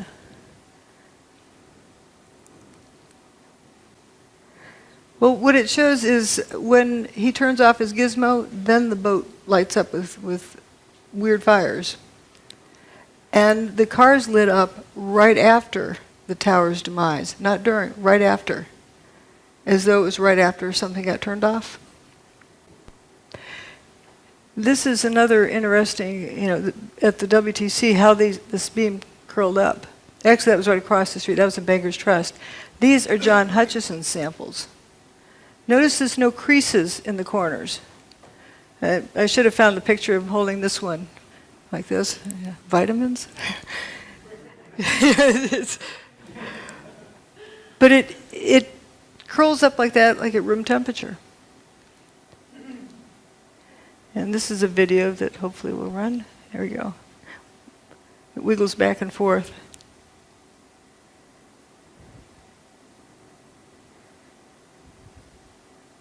Now watch this thing. It's going to come apart in here. It's starting to come apart.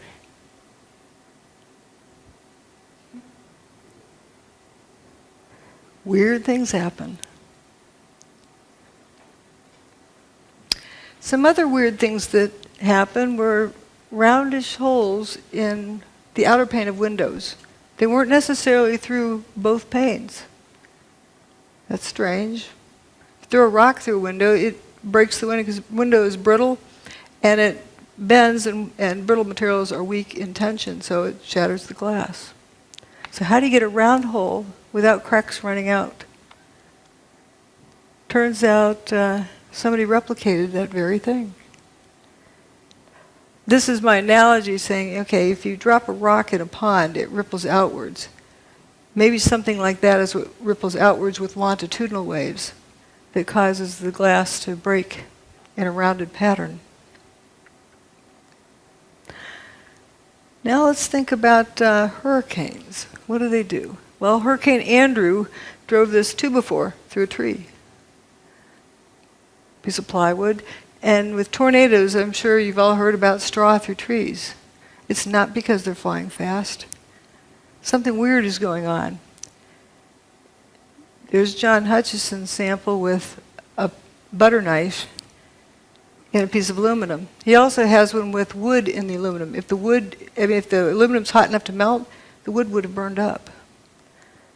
So it's strange. Now, when I found these, you can see the blow-ups. I wondered, why on earth would the car door be peeling split thickness? It's not a laminated structure.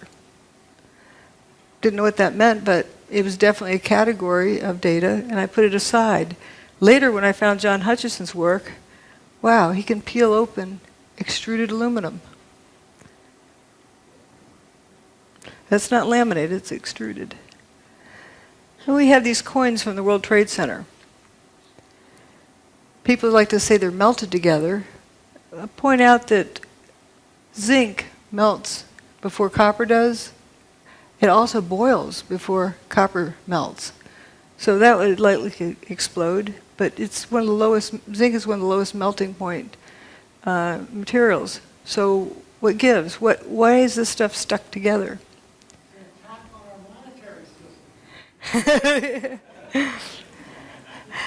And this is the only surviving file cabinet from Ben & Jerry's ice cream store. Here's the piece of wood embedded in the aluminum from John Hutchison's work without elevated temperature. Same with these. WTC6 with these cylindrical holes in it. Well, here's John Hutchison's aluminum sample with cylindrical holes in it. It's as though there's a pencil line in space around which material at the same radius is dustified. And if you had a lot of those vertically here, you would end up with dustified cylindrical columns. But there's no way you could get a drill in there and turn it sideways. It's parallel to the surface, and it just starts right here. The end of this bar is solid. Let's look at some other similarities with hurricanes. Kind of like a big Tesla coil. And come to think of it, ahead of a storm system, people feel the storm coming. Birds know to head for cover. You can feel the static field ahead of the storm. Here's another thing about storm systems. I don't know if this needs a click or not. This is from this past spring in Texas, where there's a bunch of tornadoes, and you had flying trucks. As it went across a transport company, trees flying through the air, semi, the trailers, there you go, a couple of semi, look at that, the beds of the trailers hurling, twirling around in the sky and then dropping down from at least 50 feet high down into the ground. We saw trees, there goes another semi. And it's spinning. It's spinning, down it comes, bang, lands on its nose right down at the ground. Big piece of a tree there that just got hurled up, I believe it was. So certainly we have seen a destructive tornado on the south side of Dallas, still within parts of the area near south of Grapevine, north of Arlington, a possible tornado in the Dallas-Fort Worth Metroplex area, as well as over on the east side of Dallas, in toward the area around the Mesquite area, just to the west of Mesquite and east of Dallas. Those are flying trucks. I would say that's anti-gravity. It's not a vacuum. And people who've been picked up in funnel clouds can still breathe. Remember we saw before where people had been levitated during WTC2's demise, or WTC1's. So here we have also the front of Bankers Trust. This was the only non-WTC building that was severely damaged. It wasn't destroyed that day. They actually repaired it. Once they repaired it, they started taking it apart. Huh? They got it down to this level where they had repaired it in deconstruction there. When they got it down to that level, that's the area that had been repaired. That looks like it's been at the bottom of the ocean for 100 years. Extreme degradation. And it makes one wonder, was the building continuing to disintegrate, and that's why they had to take it down after they repaired it. And it took them 10 years to take it apart. Now we're going to look at tritium. Kind of interesting. It's usually something that comes from nuclear reactions, but here we don't find any of the ionizing radiation that you get with nuclear reactions. Some aluminum with holes in it. Material is changing. This was a sample of dust from the Bankers Trust, that one they decided to take down. Look at all this zinc, the before and after. Like 3,500 times as much zinc from the control sample. Now we're going to look at John Hutchison's sample. He's got, just look at the relative amounts. You have a lot of copper and much less zinc. This is for brass. In the affected region, you have about equal amounts of zinc and copper. Whoops, didn't mean to. Equal amounts of zinc and copper there. So, okay, if it's heat, with zinc having a much lower, it boils, it melts at 419 or 420, where copper melts at a much higher temperature. Zinc boils before copper even melts. So we don't have less copper because of heat, because the zinc would be the first to go. What's going on here? At Texas A&M, a group led by Professor John Bockris, who is widely regarded as one of the world's greatest electrochemists, reported finding the hydrogen isotope tritium, a key signature that some unusual nuclear reaction was going on. The first thing was this thing called tritium, which was a sub-form of hydrogen which should not exist except in extremely tiny quantities. We found that by working these cells of Fleischmann and Pons containing lithium hydroxide and deuterium oxide, that we could produce this tritium in great abundance, let's say at 10,000 times more than it ought to be there, as it were. And let me stress that we couldn't do it every time, but about one result in 5 or one result in 4, and eventually we worked up to 2 results out of 3. We could produce tritium. That was the first thing, and in a way it was the first clear proof of the phenomenon. And but the most important and unbelievable phenomenon at that time was the observation of tritium. Back at Texas A&M, Bockris's group found themselves under attack. Science magazine writer Gary Tobbs wrote a stinging article that insinuated that someone in the group had spiked the samples with tritium.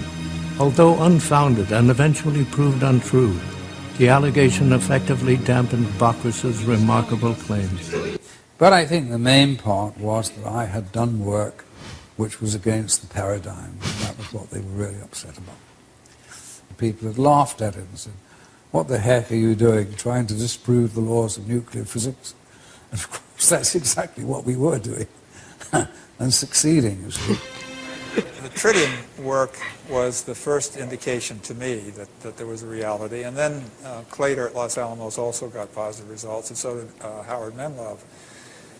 And they're people that I respect and could talk to personally. It became fairly clear that there was a very strange phenomena occurring here. There are also, in similar experiments sometimes, and rather dissimilar experiments sometimes, evidence of an anomalous nuclear process. However, it is conceivable that there may be a process even more powerful than nuclear reaction that physics does not yet understand. That is the mystery of cold fusion. Yet as early as 1992, cold fusion experimenters began reporting unusual appearances of trace amounts of different metals such as copper, silver, chromium, and zinc when examining their spent cells. Rechecking for possible contamination, scientists like Bockris and Miley confirmed that indeed new metals and isotopes were being formed, transmuted, during the process which produces excess heat. Kevin Wolf made many measurements of tritium. Then he got some even more astonishing results as early as '92, which were these transmutational results, the metal forming another metal inside the electrode, you see, which was super anti-paradigm. You know, there's that dreadful word alchemy, which we mustn't use, but it was a form of that in a way, that it was creating new metals, you see. We see transmutation phenomena. We see helium-4 production. We see a range of methods of getting the excess heat. The writing is on the wall. The fossil fuel age is about to end. The sword of this panel's condemnation struck with speed and brutality, ignoring the facts in a blind rush to judgment. Hot fusion physics people have been very vigorous in their denunciation of this being called fusion. Right away, reports came in of excess heat, much too large to be from any chemical reaction. Laboratories from Texas to India confirmed the presence of tritium, a vital determining feature of a nuclear reaction. Within 2 or 3 weeks, we got the first results, and several groups started saying, yes, we are seeing excess heat, and but the most important and unbelievable phenomenon at that time was the observation of tritium. This was a discovery perhaps as significant as the Wright brothers' first flight at Kitty Hawk.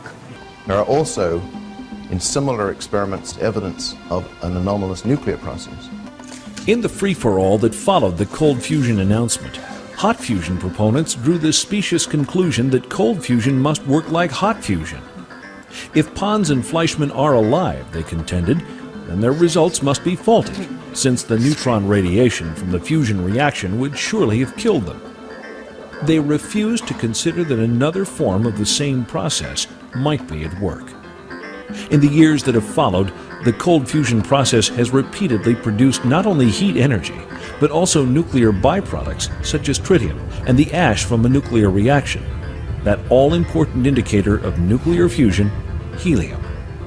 It's clearly not possible to produce helium from a chemical process. The only possibility that remains is that the helium is produced by a nuclear process. If the helium is produced by a nuclear process, then necessarily there will be an associated release of heat. Having seen the effect with my own eyes, the claims from a few that this is impossible,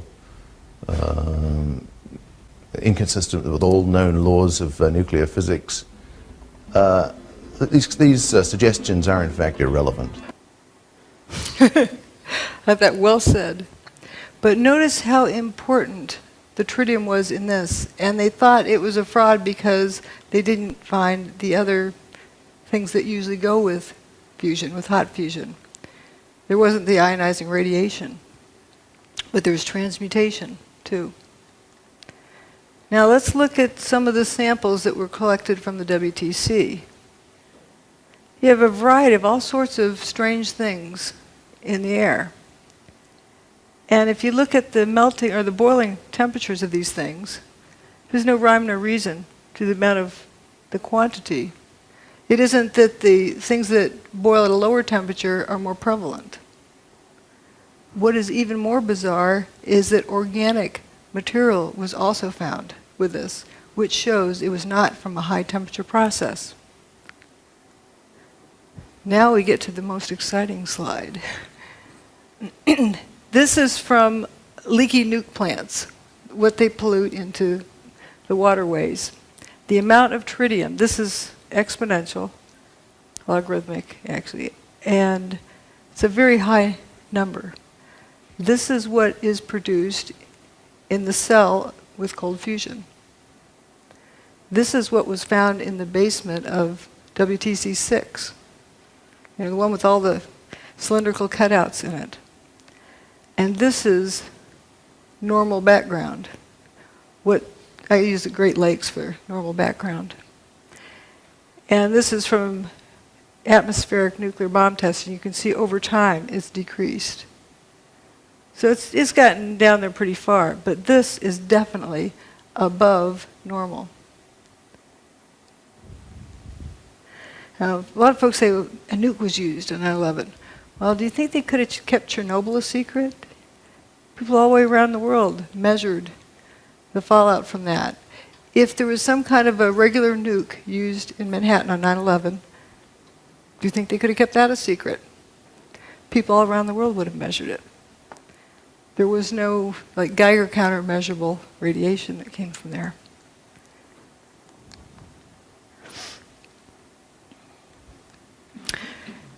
Here are some relative numbers. If compared to what was measured at the World Trade Center in terms of tritium, the background levels are 1/50th. What was measured with cold fusion is 50 times that, but that was in a cell. Keep in mind, the World Trade Center had fire hoses on it. You know, the hurricane rained on it. It was diluted down somewhat. Leaky nuclear plants have 18,000 times that. What was measured at the World Trade Center was definitely above background levels, 50 times background levels. There was tritium there. Now, why? Seems to have a lot in common with cold fusion. Some other categories we didn't look at, the so-called jumpers.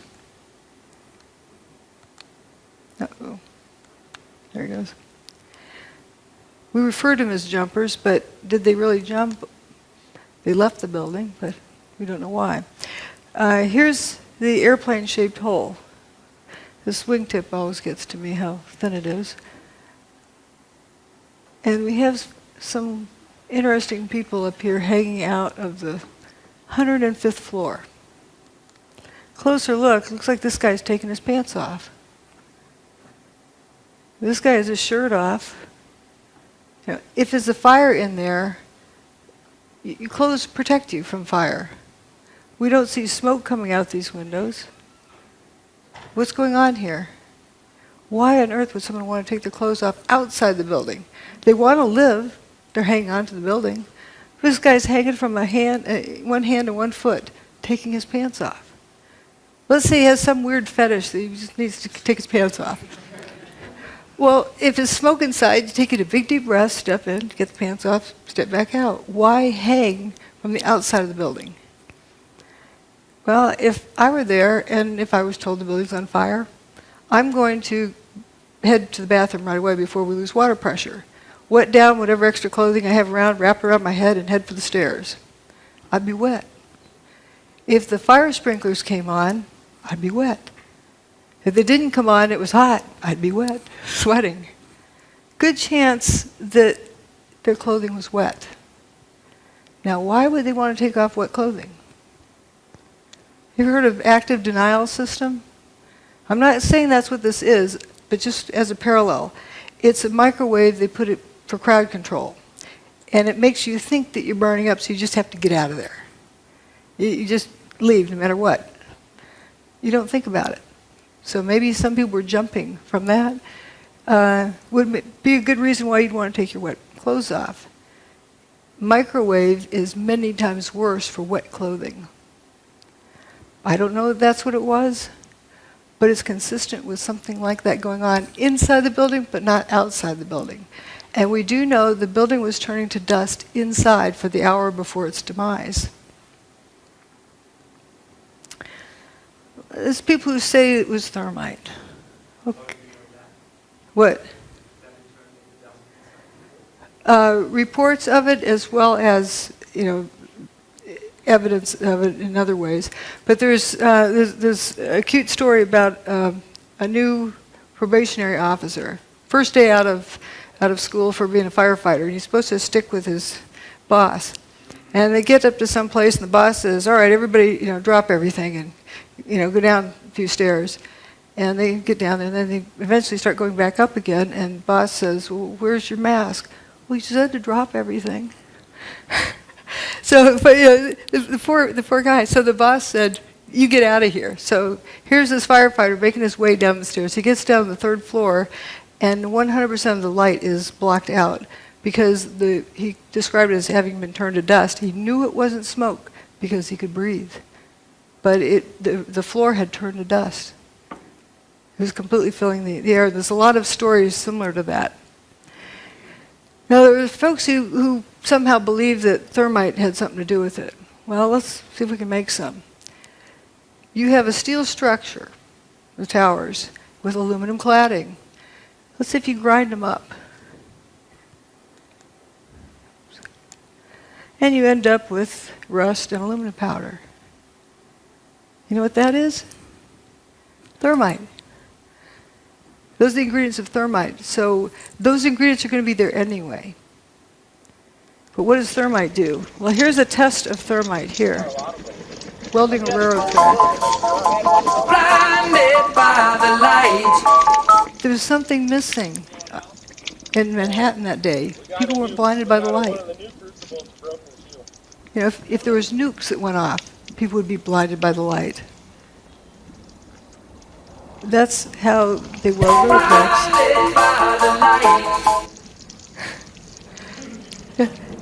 You know, how do you have, you know what a sparkler is, 4th of July sparkler? That's what the towers would look like also if it was thermite, you know, doing things. It doesn't do it in the dark.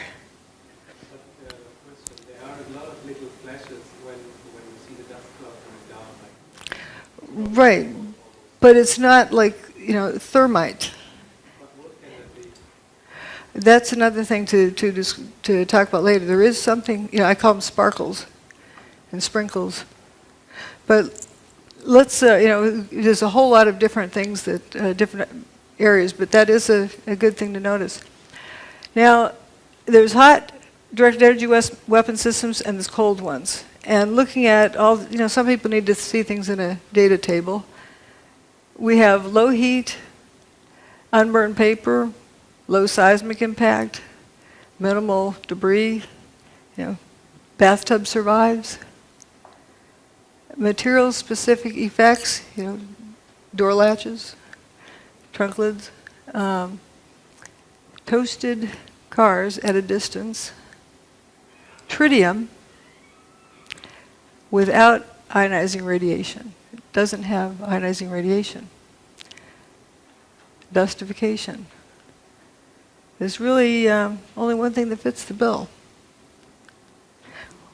I'm not going to describe exactly what gizmo it is, but we're knowing its characteristics. And its characteristics are amazing. We could use this for free energy. Directed energy weapon. Rather than kinetic energy. These are kinetic energy weapons, heat and motion. You know, wrecking balls, bombs, missiles. This is from 1989. Science by press conference. Is it a shortcut to fusion energy? I don't want to disappoint anyone. I think I'll read my lips answer here, and then I'll carry on. I think that'll become clear why I'm saying that. Can you read my lips on that back in the back? It says no. Energy is a long way off. That's why I say no. This is our result. It's just way off. It's I think a door that's open to us, but really a door on physics more than on energy. Geophysics in particular could be an interesting area. Don't go there, don't research there. But then he calls for a vote, and he holds up his hand. Let's vote to destroy the careers of Pons and Fleischmann, and vote that it's not science.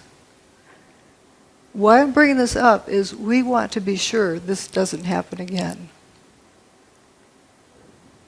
Harry raises his hand. Department of Energy funding.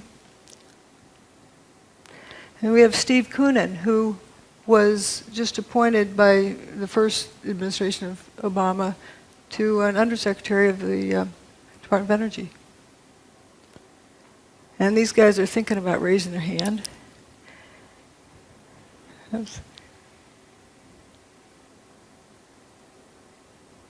And peer pressure causes people to do things like this too. If everyone else holds their hand up, you start holding your hand up. You don't want to be caught not holding your hand up. But they're determining science by vote. Opportunism, Jones insisted on going public quickly with his opportunism. Jones insisted on going public quickly with his opportunism. Jones insisted on going public quickly with his opportunism. Jones insisted on going public quickly with his All right, well, it's stuck there. Now let's look. The building turned to dust. Something did that. People say, well, you don't know of a technology that did that, so therefore it didn't, happen. Wait, you start out with determining what happened first. It's very important because if you start out with what you know, you won't get there because you've never seen this before. But we know it happened, so therefore there is a technology that exists that can do this. That technology can also be used for free energy. Now let's vote on that. The tower's gone. So this is more of determining facts. Did they mostly turn to dust?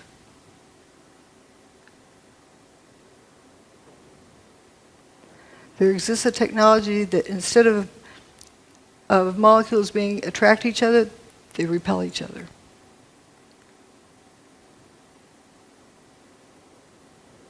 What happened is not impossible because it happened. This is another Charlie Pound song about gatekeepers.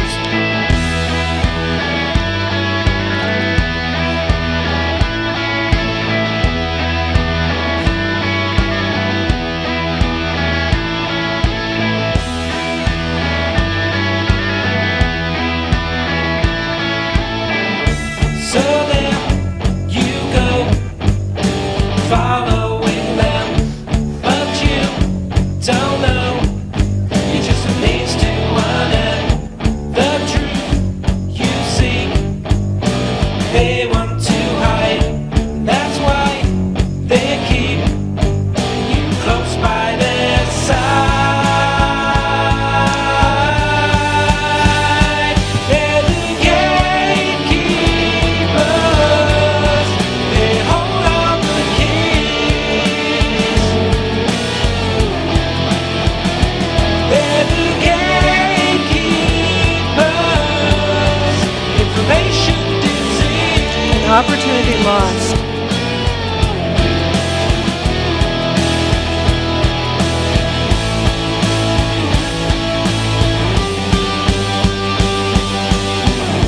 High in the sky is all you've been fed.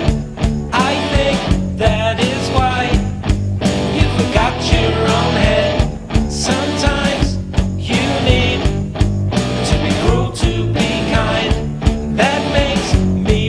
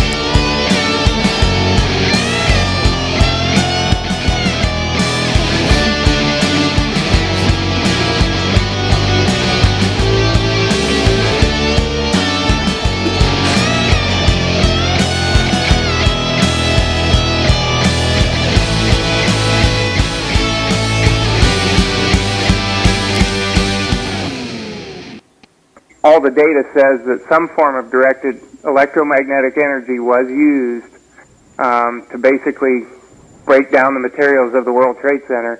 And the connections that Jones has between the cold fusion experience that everybody can read about in Dr. Malaw's book, and with what's going on right now with the 9/11 situation, it's just a mirror image of him muddling up and then, you know, trying to get public opinion against, you know, whoever his target is. In this case, it's Dr. Judy Wood. In the previous case, it was Pons and Fleischmann.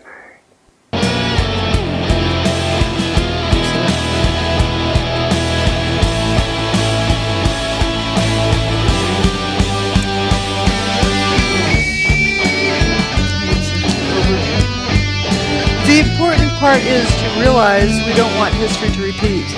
People tend to mindlessly follow the herd. Remember about the problem with groupthink. You think that this person knows what they're talking about, and everybody joins in, and look what it cost us.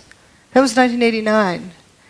And it took 20 years to somewhat vindicate Fleischmann, but it was too late. And we don't want that to happen again. And it's very important for each one of us to hang on to our own thoughts. Be independent. And otherwise, people get herded off to one side or the other. But what I see here is a lot of similarities with the tritium. What on earth would tritium be doing at the World Trade Center without the ionizing radiation? Yeah, it has transmutation, a lot of other things. Anyway, that's it. Thanks. Thanks for caring. Yes. You haven't gone into about the airplanes. How do you explain that? Well, good question. As I like to say, the towers turn to dust. Airplanes can't make buildings turn to dust. Real airplanes can't, and neither can fake airplanes. So they're a distraction. But often people are, you know, they've been taught that there's airplanes that hit. What happened to the passengers? What happened to the airplanes? I don't get into that because it's such a distraction, but it is an interesting question. What happened to the airplanes? Joey Moore, that flight attendant who flew out of Boston that morning, he saw the flight attendants for Flight 175. That was the last time he saw them. The flight attendants that were on 175, he saw them that morning in Boston, the ones that supposedly ended up in the South Tower, you know, that plane, Flight 175. They didn't really go in the plane. Yes, but he doesn't know where they went after that. We don't know. I think that's a different topic. What I'm talking about here today, I'm presenting evidence of what happened. Not theories, not ideas, but evidence. And that evidence, the silver lining in that horrible cloud, is that it is a demonstration of free energy technology. And that is what I am talking about here today. I'm not talking about people's opinions and... I wanted to make the point that Dr. Stephen Jones, he lives in a neighboring town of mine in Spring City, Utah, is a good friend of mine and of my parents. They're actually in an intentional community together, so I've got a very tight connection with him. And what I've learned today and yesterday about Stephen Jones is very troubling to me, and basically plays the role of a decoy, don't look here type of thing.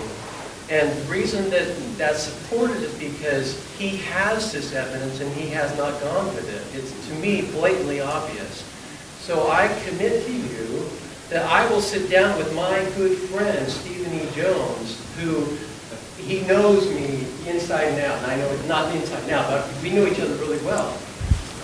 And I'm going to be sitting down with him in person with this book in hand, and I will say, Stephen, why don't you go with this story? Because this is very, very, very obvious. Yeah. And I will then report on my conversation, and I will either explain where the mental disconnect is on his part, that he didn't see this, now he does, or that he is indeed the decoy, and he's trying to divert attention as a government plant to get us to look the other way and not see something that we should be seeing that she's pointed out.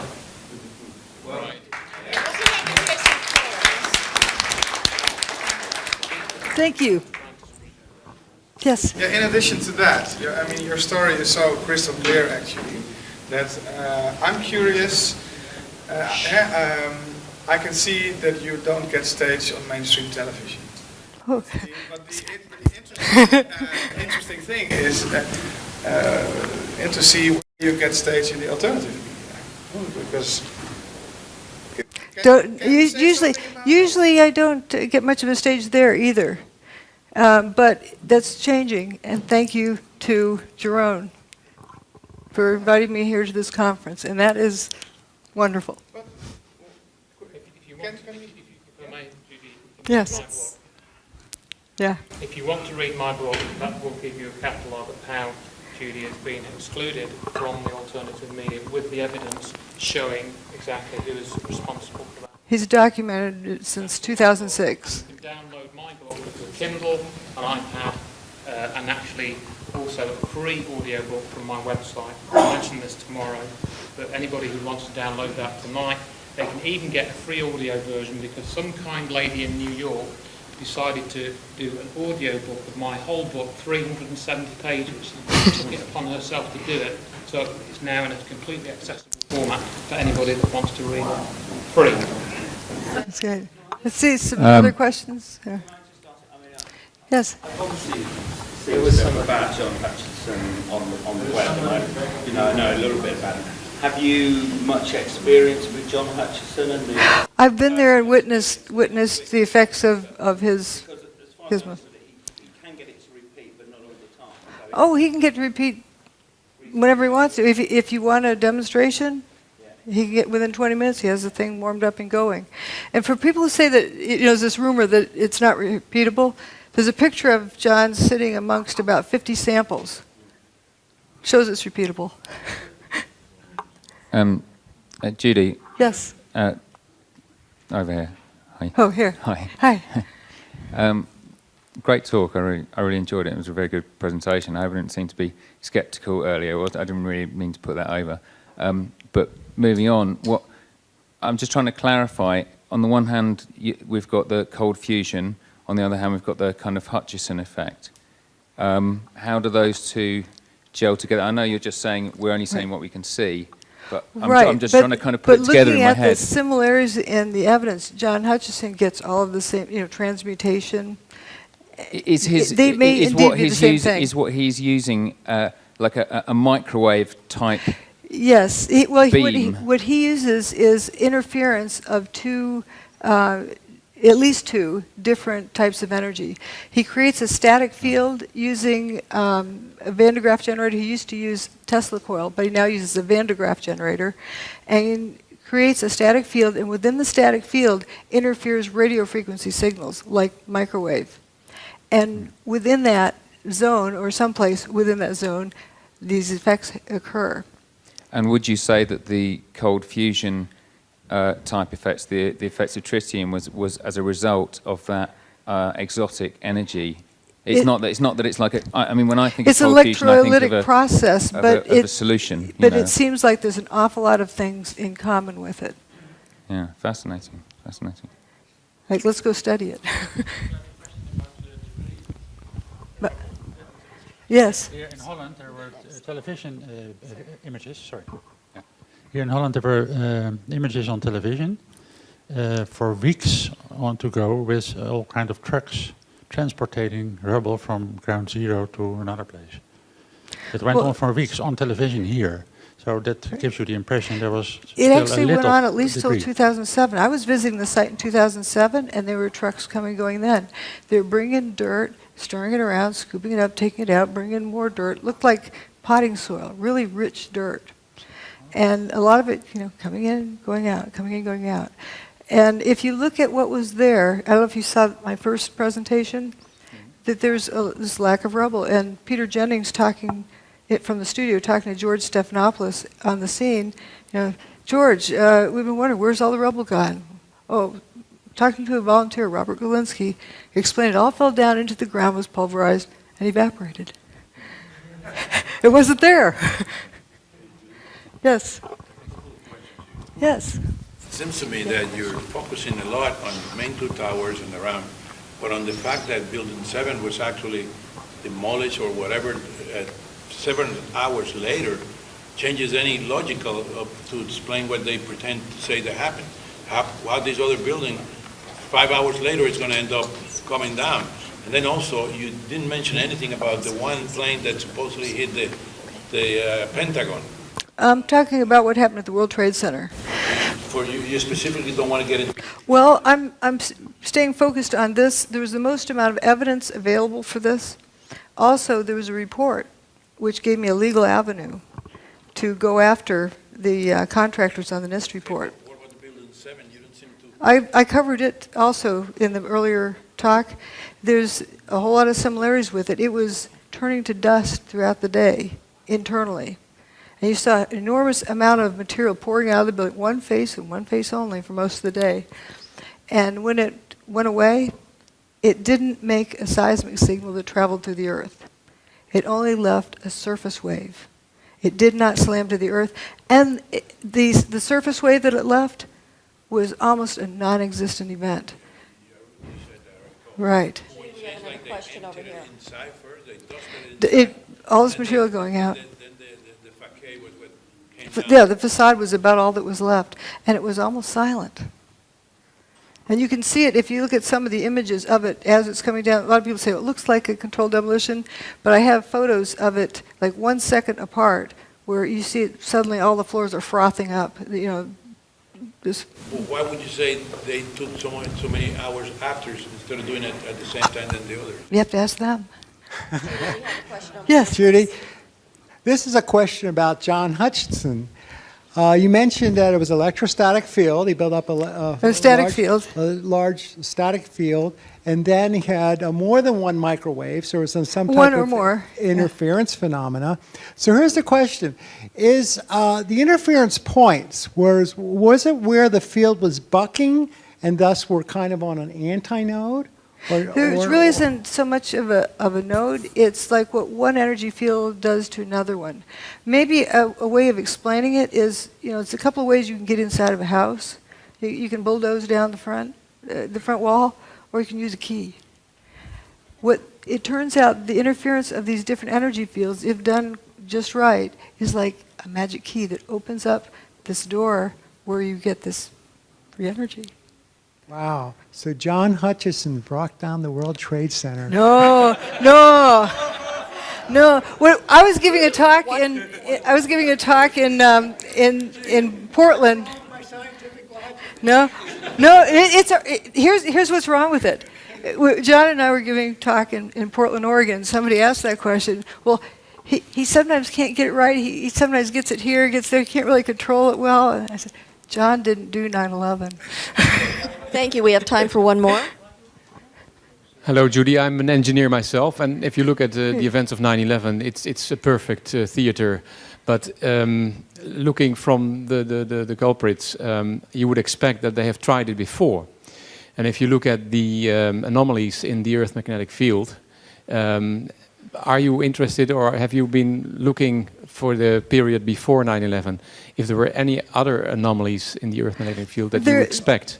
There are various things, and it's a big, complex event.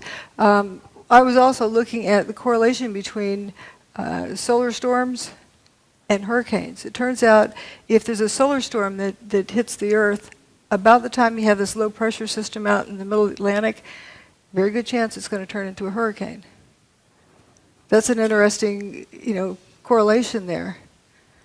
They got it first time right. I mean, there's other events I've not studied very carefully, but for example, Oklahoma City, it looks just like the inside of Building 6.